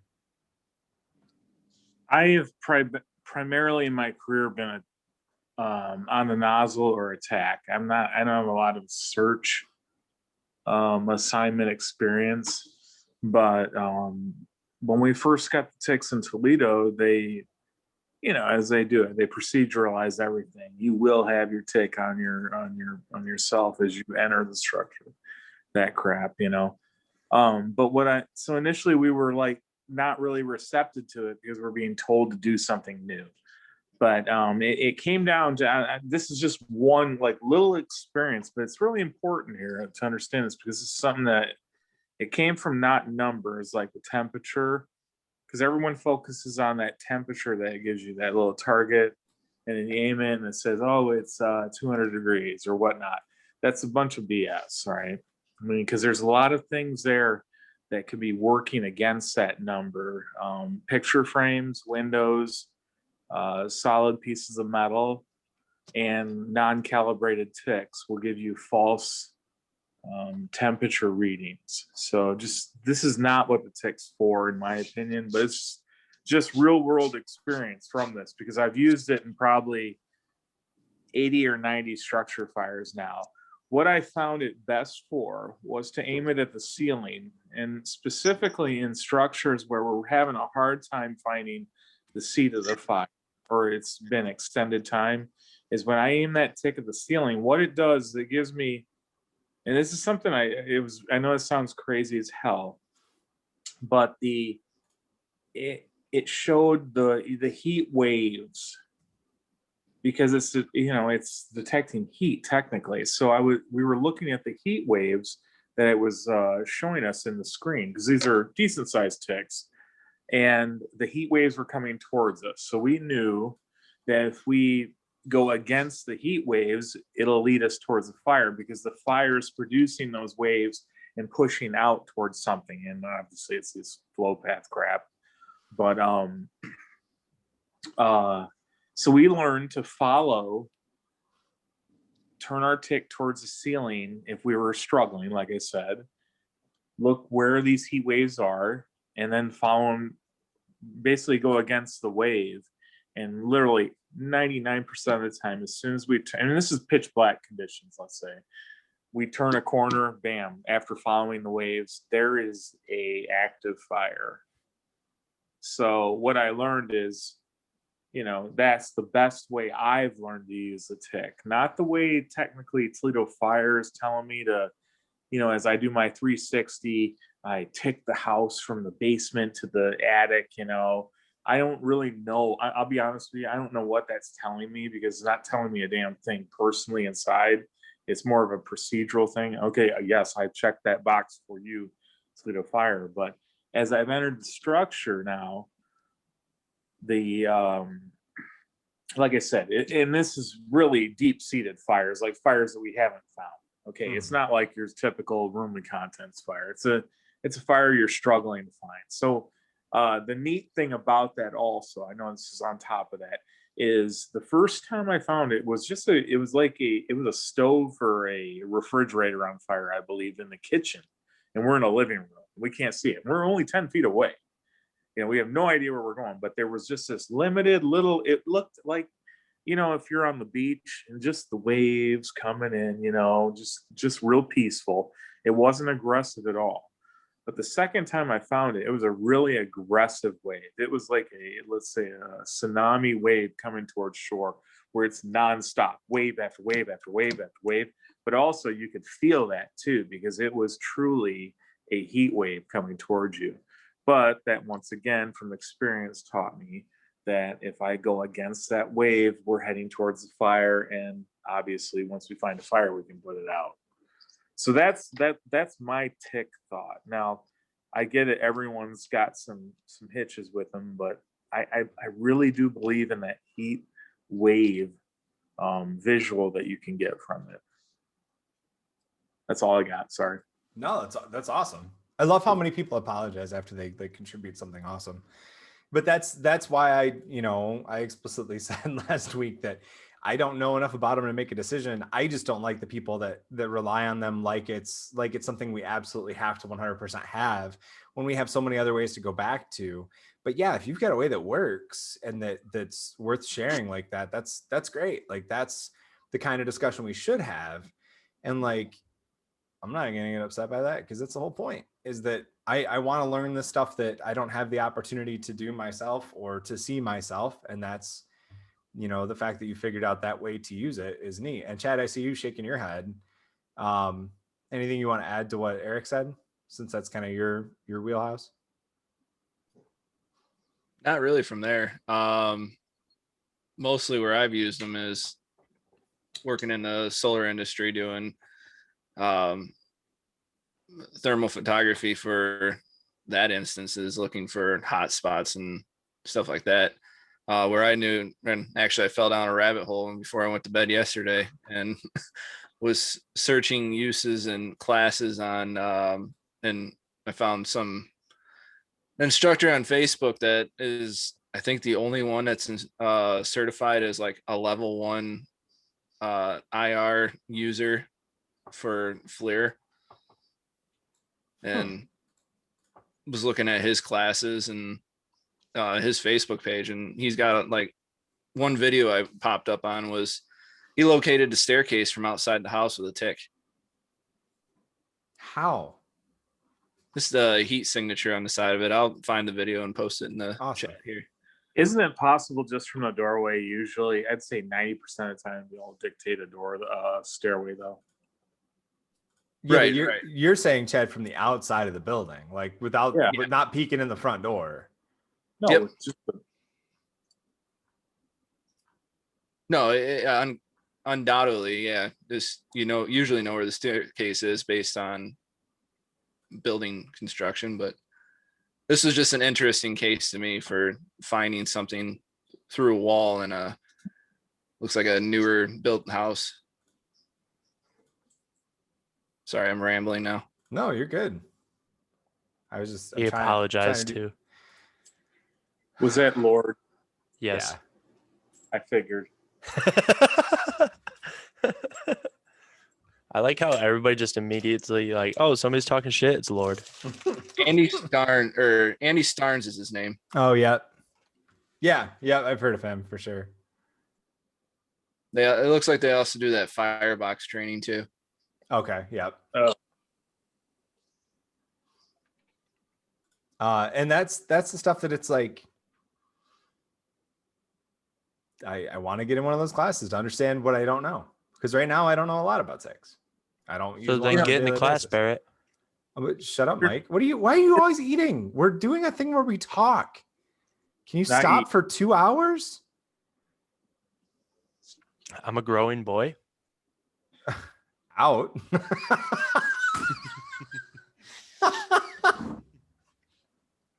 Guys, I want to say there was a guy that used to do a class in Angola on tick stuff. I know it wasn't Grant, but it was, maybe he was out of Wichita. Is there a guy out of Wichita that travels? Maybe. Yeah. That's the guy. There's a couple guys. Yeah, this ticks that, the ticks I'm talking about in Toledo. We're not using those little flares on the chest. I mean, this was the battalions and safety have those, but yeah. Yeah, I wouldn't. Man, I have no experience with the smaller ones. I'm saying the bigger ones obviously give you like a small TV screen view of the activity of the room. I don't know what these personal flares are doing, but my experience only comes from the small TV screen, and it's been very reliable. I'll be honest with you. Now, exterior stuff, the things that safety officers and battalion chiefs that have never really worked the line seem to dedicate their life to. I'm not sure what exterior things do when it comes to with using a tick. You can usually tell where a house is burning or smoke, and stuff like that. Inside the house, the tick is for the officer, it's as important as an attack line. Now, the attack line is obviously the most important thing inside that house, but for the guy behind it, that tick is just as important. I know there's people that they just don't know. They haven't experienced, but I'm telling you, in Toledo, we've been to a couple fires, and those things really do make a difference if you understand how to use it. Mm-hmm. And I'm watching that video that Chad shared, and it looks like, excuse me, the Delta side of a house, and there are no windows to indicate where the stairwell is, but I'm interested to see what the front of the house looks like to see if you could just assume. But I suppose that with that, I don't know. Andy Starnes is posting an entire, a lot of information during the size up, the location, severity. So that's worth checking out for sure. And he's the one you said, Chad, was like the only one who's certified to that level. Level 2 certified by a governing body of IR people. So if you could see the heat coming from, I guess I'd like to see more videos like that. And you know what? There are even videos on my YouTube page where we did these for somebody in our training academy, and I completely forgot about those. Some of Andy's classes have been taught for the last 3 years at Survival Summit by the Northern Ohio Fools. Oh, gotcha. Good deal. You did those ones at that burn we did for that house too. Is that what NF stands for? Yeah, that's what I'm looking for. And that's the other part is how many opportunities we have in this area for training like that we can take advantage of. Speaking of ticks, does anybody else have the MSA packs with the ticks on them? Yeah. Has anybody got? Have you We used do. have you used them inside yet, or? I've used mine a couple times, and I'll be 100% honest with you. I don't care for it. Now, obviously, there's different, like with anything, the more high dollar one would probably be the more better. And tell you which ones, I don't remember which ones we have on those MSA packs, but they are good for letting you know how warm it is in there and initial baseline. But I found myself, now granted I've only used it 3-4 times maybe. Yeah. And so I haven't really relied on it yet, but they're a good baseline for when you're in there doing stuff. But I would much rather honestly have one in my hand. Because like we just got the new packs and stuff like that, and then we got each rig has one with the thermal on it. And I noticed like you got to play with the angle to figure out where you're looking. And all we've gotten to do really is with drill. Like we've taken a couple heat packs and thrown them somewhere, but I was just curious on if anybody else around has them and is actually gone in like I with said, them. I've used it probably 3-4 times. So my limitations on it is, but from just those, it gives you a good baseline and where to look, where to tips for that. But I'm much more comfortable using a handheld one. I'll put it that way. Yeah, and I know Kevin and Jason could probably speak more on it. I think they have the K33s for like the full size FLIRs that are specific to the fire service.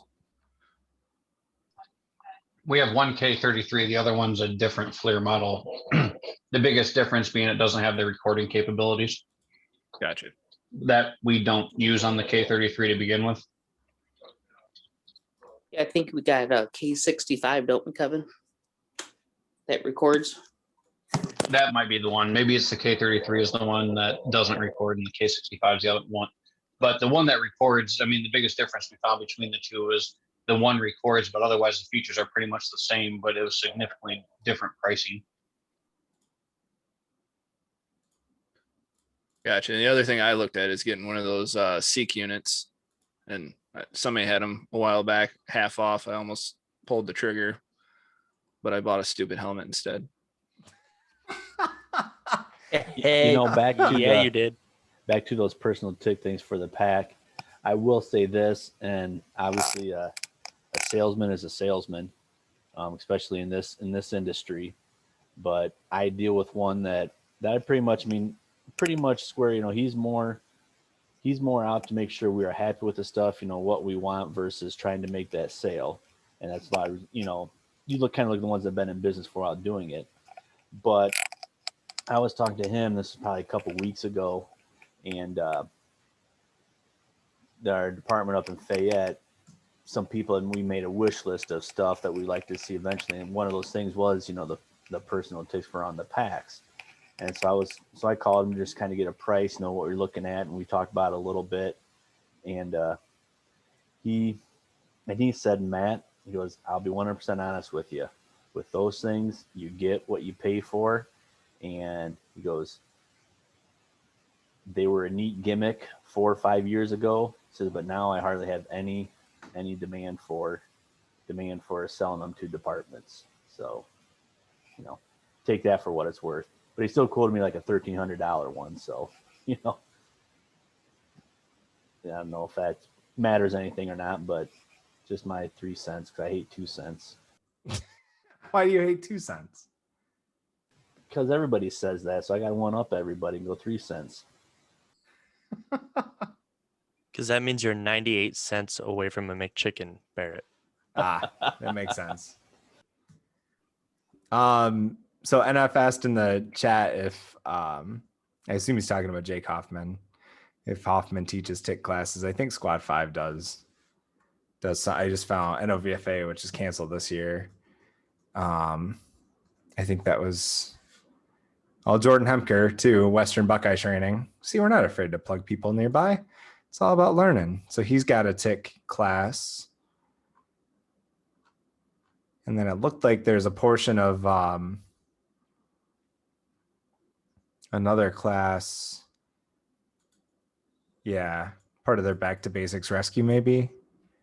It looks like Jamie Morlock teaches part of that too. So anyway, yeah, and that's the thing, is there are plenty of opportunities out there. And like I said, that's why that's on my list of classes to take from somebody is to learn more. And again, this isn't, I know we kind of got into a little bit of training discussion here, but let's just make it super clear that this is not meant to be a training thing. This is meant to be just a discussion to shoot the shit like we would at the kitchen table. And so, I think that's why I'm okay with saying, hey, I don't know enough about it to participate in the conversation, but I knew Eric, had his perspective on it, and we could maybe open that door to, hey, if it's something, whether it's this topic or another topic, if there's something that you feel like, man, I really wish I knew more about, like for me right now, ticks are one of them, one of many.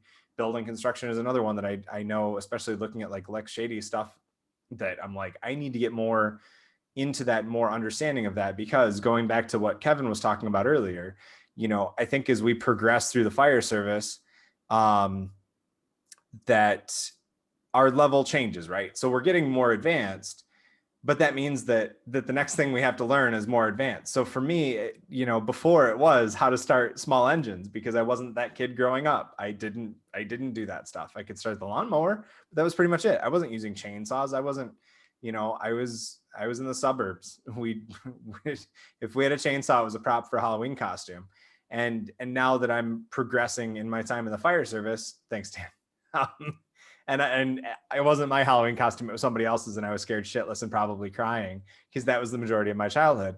But if, as we go on, those things that we don't know become more complex, I think. And so for me, the building construction thing is the next big one.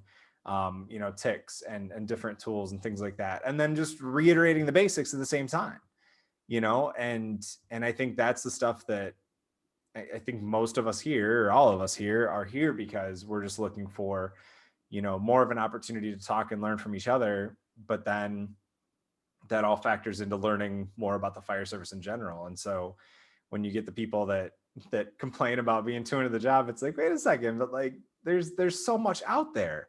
Like I mentioned to you guys in another kitchen table talk when I was talking to Mikey Torres from Chicago, and we're like looking at people's Facebook pages and training pages going, oh my God, I'm a piece of crap for not knowing all this stuff. But there's too much out there for us to be experts on everything.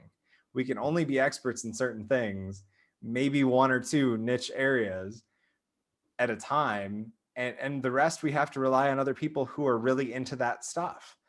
And so if, that's why Fireground Training Bureau wasn't going to put on a tick class until Chad and maybe Eric have started talking about, what they've learned and what they've experienced. Okay, maybe we have something to offer, but I'm not going to do one because that doesn't make sense for me. That's not my niche. That's not my thing. And I think that's where it's great to have NF posted too, Jason Beckett, another good one close to Toledo. So there's so many people out there that it is their thing. We have to find those people that it's their thing. And that's one of those skills that Grant Schwalbe was always great at, and why his podcasts, I think, are so great to listen to, is he doesn't hesitate to call that person. He doesn't hesitate to find the expert and call them and pick their brain. Like I hesitate to do that sometimes, where I'm like, oh, I really want to call him and ask him a question. And I'm buddies with him, but I'm like, I don't want to just like harass him on the phone for an hour and ask him 100 questions about search. But that's what we do. That's how we learn. That's how we spread our information, because we have the benefit of technology or phone calls or whatever, or going to visit and talking shop, or doing this and talking shop. And so it's finding those experts in the subjects that you want to learn more about, and talk to them and ask them, or take their class, whatever it is. There's just so much information out there that it's just exciting. I'm a nerd. I'm loving it. Just can't wait until we can stop canceling training things so we can all go back and do stuff. Once it's safe, of course. Definitely. My thing is I look for the people that like to mentor everybody, but the people I more so like to mentor are the ones that are willing to pick up the publications, willing to read the books, and willing to nerd out like I believe everybody on this call does.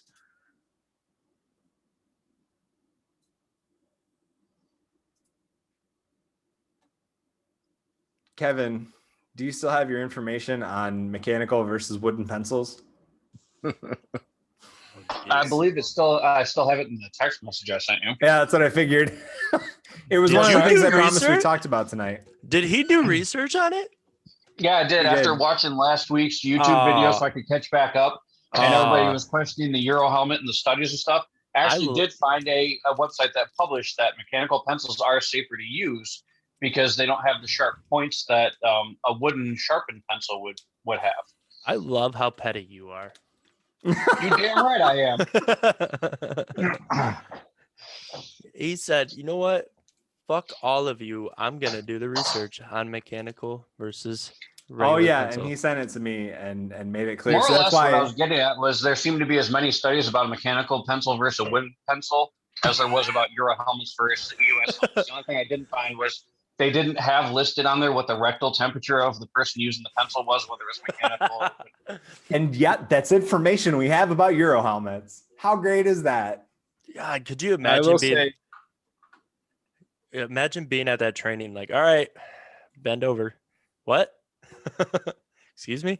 What are you gonna do? I thought the helmet went on top of the asshole, not in it. Whoa. I did not know I was signing up for this one. No, and I think we were saying something about NFPA and that versus actual research done on it. I actually read a lot about helmet testing, more than I wanted to, on the NFPA. I don't think you can say more than you wanted to if you wanted to do it. And then he's been trying to defend this for like 3 weeks now. Well, we've been talking. It's been like how we end every. I ran into him at Walmart the other day, and he's like, "Hey, I got it out in the car." And I looked, and I was like, "You know what? I'll try it." And the look my wife gave me was like, "I better not." I even asked his wife. I was like, "Ashley, so how's that helmet?" And she's like, "No." He brought it. He brought it over today. I'll post the picture in the chat. Hold on. But go ahead with what you were talking about, Chad. I'm with you on that. No, I was reading the standards, and they are tested to the same exact standards that your traditional, whether it be leather or plastic or salad bowl or tactical. Well, yeah, you can just look at your tag for that one.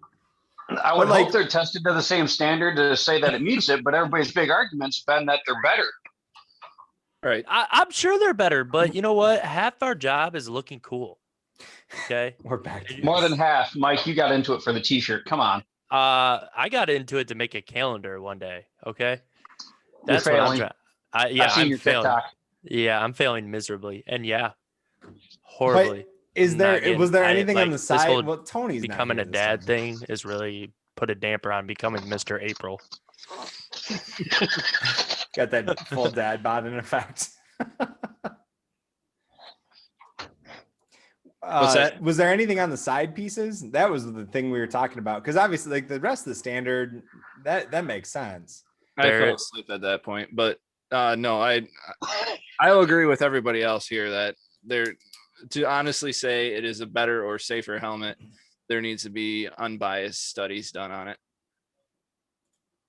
All right, the pictures in the chat. I am not saying at all that it is a safer helmet yet. I just bought it because I was sick of hearing somebody complain that I wasn't giving it the benefit for the doubt. And that person. And again, props to you. And I'm still curious to see how you like it in training when you get the chance to do that. Tuesday and Sunday. Nice. Ladders. Yeah. That's been like the most popular post twice now. That was one of the first posts on Fireground Training and on the Facebook page. And then when I shared the Washington, D.C. picture the other day, like laddering more than, do I say it? Yeah, why not? Laddering every window. Why would we not ladder every window? We got ladders. Why wouldn't we ladder every window? Egress is everywhere. Hell yeah. No. How many fucking windows are in one room? How many Egress is what? everywhere. How many windows are usually to one room? Like, I don't know what kind of construction you guys have out in Ohio, but usually there's 2 windows to one fucking room, and I need to tie up so many ladders to it. Oh, I got like 6 windows in just one of my rooms. Okay, but Dude, if I throw one ladder to it, My office has 0. oh, well, then I'm not gonna throw a ladder to it. Okay, like at least throw one to each side to start. Agreed. And then if you still have one person, just keep throwing them until you're out of ladders or out of windows. Like, yeah, I'm not saying. Why do we have all these ladders if we're not going to use them? Thank you. And we not throwing. Were you Throw 'em playing or were you serious when you said the 2 windows per room thing? I was serious. Like usually, so like for example, like riding on a ladder truck, everybody wants to get clear the bed. Yeah. Well, it's not like when I go to a fire, we pull off every single piece of the hose line. I mean, I'm just saying, I'm not, if it's a 1-bedroom fire, I'm gonna pull an 1 3/4, go to work. I'm not gonna be like, grab that 2.5 too. Let's knock this out. But like throwing ladders, absolutely. I want to have egress, I want to have access and all that fun stuff. But if there's 3 windows to one fucking bedroom, if I get a ladder to that one room, solid all day. And I mean, yeah, there's going to be your different scenarios and stuff like that. Yeah, but yeah. I clear out that one window. Now my boys know, hey, that one window, we're going there all day. And laddering the fire window, the fire room, like, what the fuck does that do? Ladder every window. I just that's all I'm saying. always my mentality and I'm open for the discussion because God knows I don't know anything and I'm not being a smartass. I mean, legitimately, a lot of my take and my reaction to stuff is it's different than the way I've been taught. And so I want to push for an improvement. And so a lot of this area's mentality is 1 second means of egress for the second floor. And that just seems like you're tempting Murphy's Law. Like I get each side of the building so you could roll the ladder if you need to real quick, or somebody's doing a window hang or whatever, or they come to the window with a victim. But if you can, I mean, even just for the practice of, and I hate to say that, but I don't hate to say that, but like even just to get people understanding how quickly we can ladder the whole building versus throwing one ladder. I mean, again, where I'm at, and the one time I've done it, by the time I was out of ladders, no, I hadn't even run out of ladders yet. The fire was knocked down before I had every window laddered, but I wanted to see how far I could get. Yeah, exactly. So I'm with you, but until that happens, like if you have the manpower or the staffing, apologies. Look, some people just need, to not have idle hands. So if you can just get them to throw ladders, have them throw ladders. Plus, when I got to bail out, at least there's a ladder at every window. I know whatever window I jump out, boom, ladder. Tony, 2 ladders to every window is the only way to go. Hell, I like make it. 3. I think we should also start the push to pull all those off the engine every time. Dude, I'm telling you, that's the new thing, dude. Bet I like the it. coolest guy. There's gonna be a meme. All badass engine company with like 1,000 feet of 1 3/4 on the. But can we make that in a policy form for every department so that way every fire on a simple can job? You dump every ladder and dump every bit of hose you have. Yeah, Jason, every time. Chief Francis, I'm doing a buy-in on pulling every bit of hose line and throwing ladders at every window at White House. Good luck with that. And I'm seconding the nomination to fire you. So yeah, I'm still laughing at Tony's 2 ladders to every window. Although 2 ladders for a victim rescue, I'm good with that. Absolutely. Yeah, that was something I didn't learn for a long time. Well, are you guys putting ladders right in the center of the window or offset? Thanks, Tony. Exactly. Yeah. For what? Victim or just regular regular anything? Regular steep rescue angle to the bottom of the window. We're not doing anything to the side. No, I'm not saying to the side. Like I'm saying, like so you have your windowsill just offset it a little bit to the left or the right, so I could get that other one up there. Oh, I got you. Yeah. In No. the center, all that. This stupid vent thing, because if I do a VES, I don't vent the window, then climb the fuck back down, and then set it up for rescue mode. I go up there and I've been it myself. So I sit at the bottom of the sill, but a little bit to the left or the right. That way, you know, a pudgy guy like me, if I go in, I can at least swing my pack in instead of like trying to do, you know, the old head first, which that's a whole different discussion too, which might be perfect time to do that. But like a head first tail in, like there better be a bed underneath that. But the thing is, if I go head first, I got all my shit hanging off my chest. I got my radio, my light. I maybe have a tick hanging off me. If I go head first, I'm going to be catching it through the windowsill and everything like that. Not to mention, my arm is maybe what 3 feet long, if that 2 feet. I'm 5'9", and I'm a lovely 150. You know, trying to get that through a window, and all of a sudden I go past that hole that I can't find that I sound. I'm going to start eating shit. But if I go with my feet first, bada bing, bada boom, I could feel the ground right before I even fucking dive all the way in. And all of a sudden, it takes me 2 seconds once my foot hits. Euro helmets suck too. God, I love it. Oh, Tony, I don't think we can hit radios under or over turnout coats. Like my that's gonna be for next week. Like my because Dan and I are very different with that too. My mentor Dan Torner said with radios, just put it on. Whatever way you do, just put it on. Put it on. Don't turn it on. Yeah, I was just gonna say, but he doesn't turn his on during fires. What an idiot. I remember my like going to like my first fire, and I looked at Dan and I was like, "Hey, how should I put this on?" He goes, "Just fucking put it on." Dan, are you still wearing yours over your coat? We'll hit this next week. This will be the first topic we hit next week. I wear Way to go, Tony. He's still. Oh, Tony can rat you out. Yeah, hold on. The message is coming. He's sitting in the day room, isn't he? I think he's in the bathroom. All right, so that'll be the first topic for next week. Is already. So wait, we're doing radios over or under the fire gear and Euro helmets next week. Where do you wear your radios? And Euro helmets are just a topic. It's a recurring topic that comes. That Tony finds my voice soothing in the bathroom. Push, Tony. Push very gently. No, he's in bed. Blowing he's over. in bed. Oh, he's in bed. Okay. Well, at least even creepier. Gentle touch, Tony. Yeah, Euro helmets I think are just accidentally going to come up out of anger every time now. I want to get somebody from like Europe in here to talk about the Euro helmets. Where Pinkham left. Pinkham knows some actual Vikings we met at FDIC. Oh, I like Vikings. I know you like Viking. You consider yourself a Viking. Since this is a table talk, I want to say that Pinkham, since he's not here, he messaged me privately saying he realized that 2 of our decor items are missing, which I didn't realize till he mentioned it. And then he said, "Where the fuck is our hedgehog?" So apparently there's a shift war.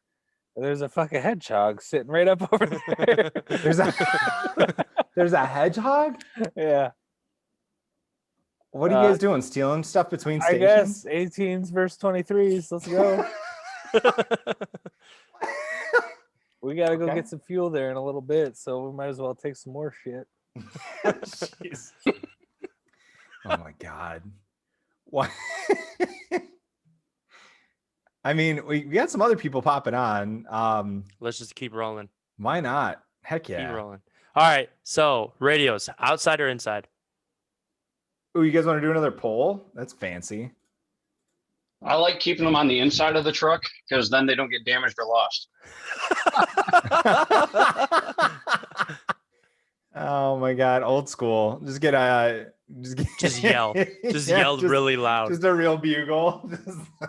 I use cup and I use cotton string because I don't have to worry about it melting, but that's how I communicate to the outside. Oops, wrong one. I will say this.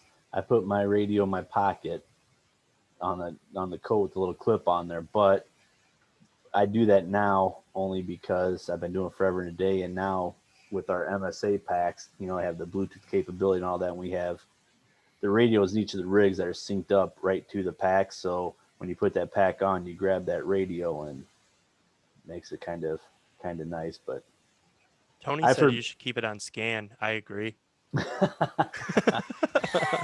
actually, have one guy that does that.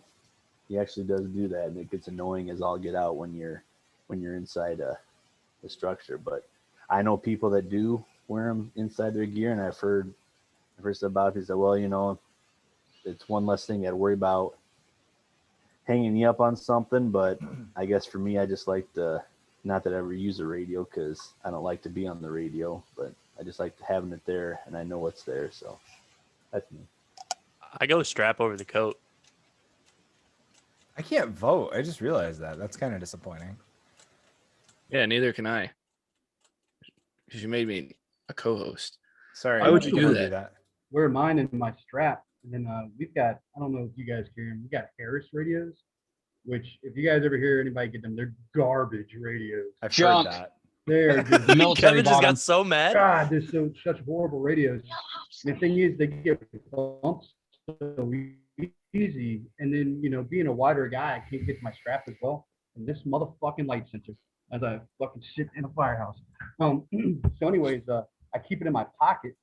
So I don't crush it when I crawl or I'm doing my, you know, tripod or anything like that. But I still run it like I would a radio strap. So it still goes under my coat and comes out. It's right there in my pocket. To get to it, I literally just open up my pocket. I'm able to turn channels all day, and then, you know, turn off and on. Because with these Harris radios, dude, there's a 15-second delay when I turn it on. I say 15 seconds. I think it's 8 of like me turning it on. So that's why I keep it in my pocket. It's so ridiculous. Dan, we're losing in the poll. So strap under coat is 43%. Strap overcoat is 1%. Or I'm sorry, 14%. 1 vote. Chest or arm radio pocket 29%, and then pants radio pocket tied at the bottom. So strap under coat, radio pocket. I put pants radio pocket. That doesn't really make sense, but it'd be pants pocket. That's what I get for trying to type fast. So we got a mix. I've been doing under the coat the last 3 years, just on account of we have longer coats here, and I can't clip it to anything other than the pack if it's over the coat. Now I'll wear it over the coat if I fuck up my order, which happens like, I don't know, 30% of the time. Well, you just left me on my own boat out here now. Thanks. Yeah, but you count for 14%, bud. Hey! Honestly, it's whatever I put on first. So people cite a certain well, and that's the thing. Like, so Rossford, you know, my former part paid department, where you still work, you know, you get on the rig, you're responding from home. You get on the rig, you don't get to go grab the radio in the riding position you're going to sit in, so you don't really have a whole lot of choice. And so there's a famous radio study, but the number of times I've looked at that, it's like, does anybody else get the feeling like it was just designed to prove 1 point? Or is that just me? Like, and I wear it that way, but that is not, again, going back to like our little science, Ben's shaking his head, going back to our little scientific discussion study about helmets. It's like, yeah, there's definitely like somebody was trying to prove their point. Cause I mean, look at Bill Noonan's pictures from Boston. Look at all this other stuff. Like, yeah, again, pros and cons, right? Like there's pros to having your radio in a certain spot. There's a pro to it being upright because you're going to get better reception. If it's dangling from your hip, whether it's over or under, you know, yeah, your coil's protected. I get that. Like there are definitely pros and cons. But again, having it and having it on, where's my brother? He walked away. Having it on and not on scan for Tony. You know, that's,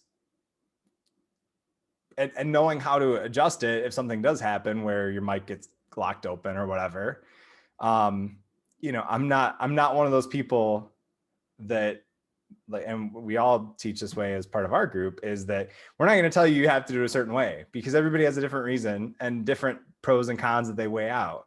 So if you want to wear it a certain way, great. If it works for you. Some of my mentors have been wearing them in their coat pocket their entire career and have seen more fire than I ever probably will.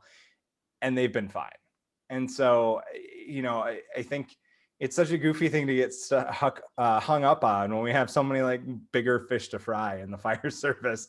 But some people are, you know, and don't get me wrong, let's have the discussion about pros and cons, but don't be, you know, bitching people out because they're wearing their coat over or under, or they're wearing the radio in their radio pocket. Like, okay, they have it. It's not going to fall out. Great.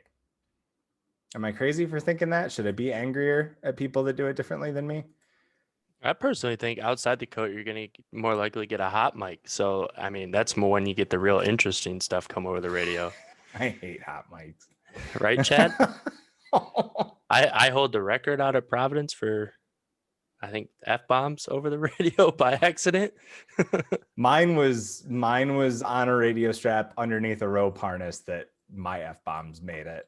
I was at the training tower at a department that will not be named, but if you know what departments I've worked for and you know how many of those have a training tower, you can figure it out. Man, when you see white shirts coming like a freaking blur up the ladder to the training tower's 4th floor, you know something's wrong. No, at least you didn't say my bad over the radio. Oh, God, that was great. Oh, my bad. No, I did drop a lot of F-bombs that one day. We thought we had like 15 patient car Max accident. casualty. Yeah, we pull up the state trooper. We asked the state trooper, like, how many patients? And she was like, 15. And we're like, oh, this is not going to be fun. And it ended up being like 2. So we like black tagged a guy in front of his family and kept moving. And then we came back. We're like, just kidding. We're going to work them now. Oh, man. Yeah, that was really serious at the end there. Jesus. Well, it was like apparently it was this girl's like 3rd day on the job as a trooper. Mm-hmm. So like she said 15 patients, but we had a little miscommunication because there was 15 people on the scene, and that's what she thought I was asking. They're all patients. Yeah, she was like, they're all patients, and yeah, so guy got hit by a Jeep, and we black tagged him, and then we're like, oh, there's not 15 patients. We're gonna one of my crew members here had a hot mic when she was a rookie about jumping on a bed. I have that audio file on my computer. Yeah, play the audio file. No, I'm not playing. I can hear her laughing from the kitchen. Play it. I don't. Hold on. I think I don't mean to name drop, but it wasn't anything bad. Perrysburg Township hot mic'd one time, but they were talking about like thunderstorms and lightning and how cool lightning was. Very frightening to me. It was like Galileo. And I was upset that they weren't hot micing anymore because I got like into their conversation. It was like listening to a radio show. Yeah, I was just like, whoa, they're really into lightning right now. I did hear there was an instance where somebody left a portable at Kroger on a department that I am not on currently. And Kroger, one of the cashiers got on the radio and said, hello? And then I heard that. Dude, and I know the dispatcher because I had worked with the dispatcher at this place. Oops. And there's a little bathroom off the dispatch room, and he said he's never stopped peeing faster than he did that day to run out. He thought somebody was at his window, like the little window where you can get like reports and stuff, and then realized, and it took somebody saying, "This is Kroger. Someone left their walkie-talkie here." Oh, it was so good. We were texting each other so fast. That was great. Anybody else have any good open mic stories? No, I will tell you, Mike, that that trooper hangs out at our station now. Oh, does she? Yeah. Dude, everything that could go wrong in the back of that ALS unit went wrong. Like Is this something you want to talk about on a live streamed podcast? No, it was just like okay. It was stuff like uncontrolled stuff. Like it was all dealt with. Yeah, it was all dealt with. But like one of the guys driving the ALS unit had never drove it before. So he went to like turn on I think he went to turn on the lights and accidentally hit the module power and shut off all the lights in the back. So we're just like in complete darkness for like 15 seconds. So we're like, hello. And then yeah, we had issues with an auto pause a couple times. So like that was one of the moments I said the F word over the radio. But yeah, it was uncontrollable things that were dealt with quickly, but it just was all happened in a matter of like 2 minutes. It was a good time. Sounds like it. in the end, it was a good time. And that was when Chad first became a lieutenant. And I think that was like your first run. And we were like, this is going to be an MCI. And you could just hear Chad's voice over the radio. Like, that's clear. Like he just knew this is going to suck. For some reason, somebody always puts me into logistics positions too. I think he dropped off too. Yeah, we're starting to lose people. Any of the other folks, I don't recognize some of the name, or I do sort of, but anybody that hasn't spoken up yet, anything on your mind you want to talk about, or just kind of listening? At some point, we do have to stop. Otherwise, this audio is not going to be able to go on Anchor. Oh, great. We're going to have to do it at like 25K. Yeah. Oh my gosh. Everybody Well, else in that case, ended for most of the podcast. I just want to make. Well, apparently we didn't piss off anybody enough to have them talk. So the people that are just hanging out haven't been offended, or if they have, they couldn't unmute. Oh my God.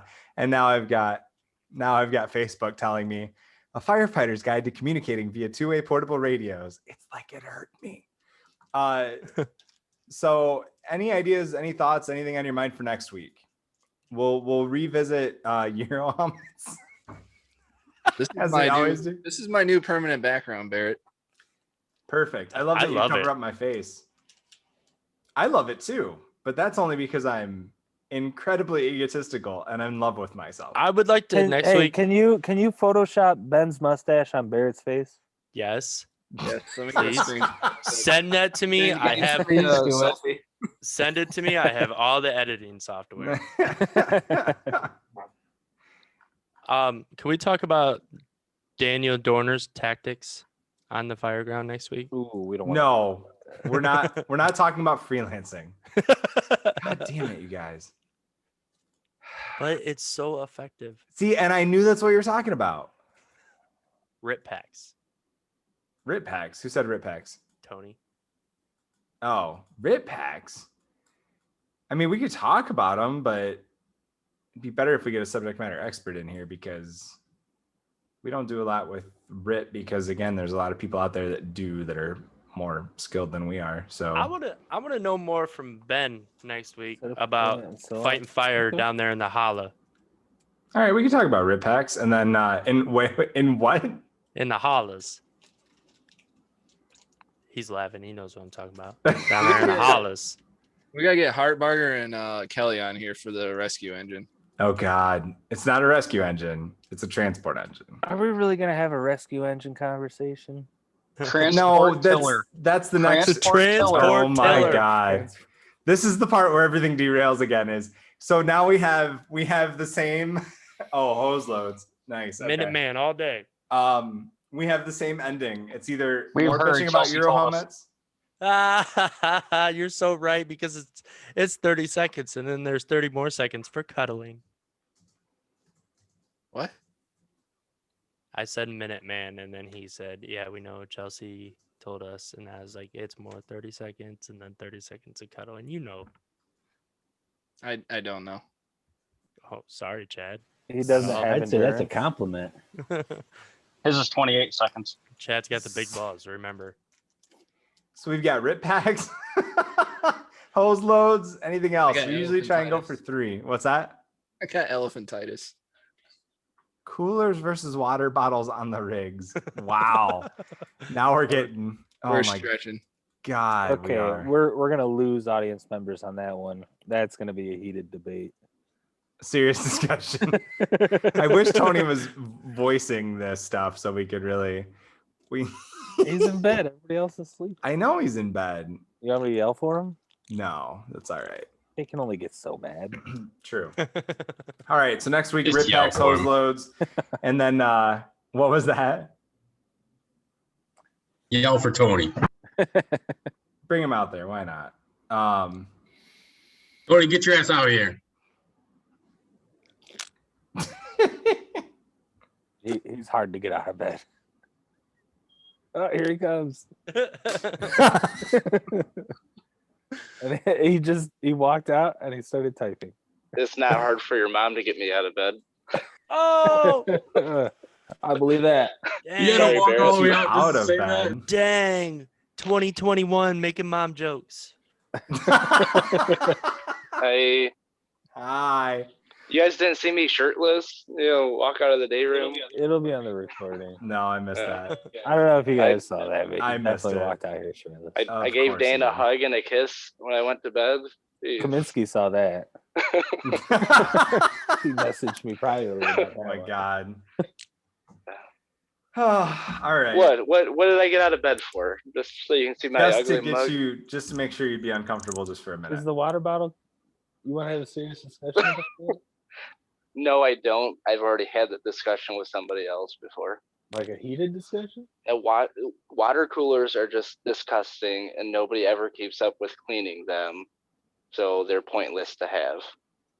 Yeah, but water bottles are wasteful, and we need to leave the world a better place for our children that we may or may not know about yet, but we're still waiting for a phone call from that one scary I ex. like coolers. You can add, whatever flavoring, Gatorade, shit. Jesus, we're actually doing this? No, we're not doing this. We're done for the night. That is the end. That is the end of our discussion for the night. You're welcome. I'm going to sleep. If you Good have night. thoughts that aren't water coolers versus water bottles, post them to our Facebook page. Shoot me an If email, you don't like whatever, my and fucking ideas, then I'm not coming back to this thing. Oh, I did want to say, long-time listener, first-time caller. Well, it's and I want to say it's great to have you, but I also don't want to lie to you. Can I mean, we it will discuss get PC versus interesting. Xbox? What's up? Can we discuss PC versus Xbox? Oh, PC. All right, leather PC boots all day. versus rubber boots. Leather. Leather. That's a debate. This is a harder one, dude. Kidding. Here, Barrett. All right. I'm playing us out. Mike's playing us an outro. All right. Well, and wait, do you guys keep your King Vision in your drug box or All your right. airway bag? EMS gets you kicked. All right. Fireground4.com. Check out the newsletter. Sign up for that. You'll get the information, the update to the training in April as soon as we get everything nailed down. Make sure you're following on Facebook for updates too. Share and comment on that if you have ideas for next week. And, we'll be just as derailed every other week as we are now. So thank you guys for being here, especially those of you who are new or longtime listeners, first-time callers. Love you all. Have a good night.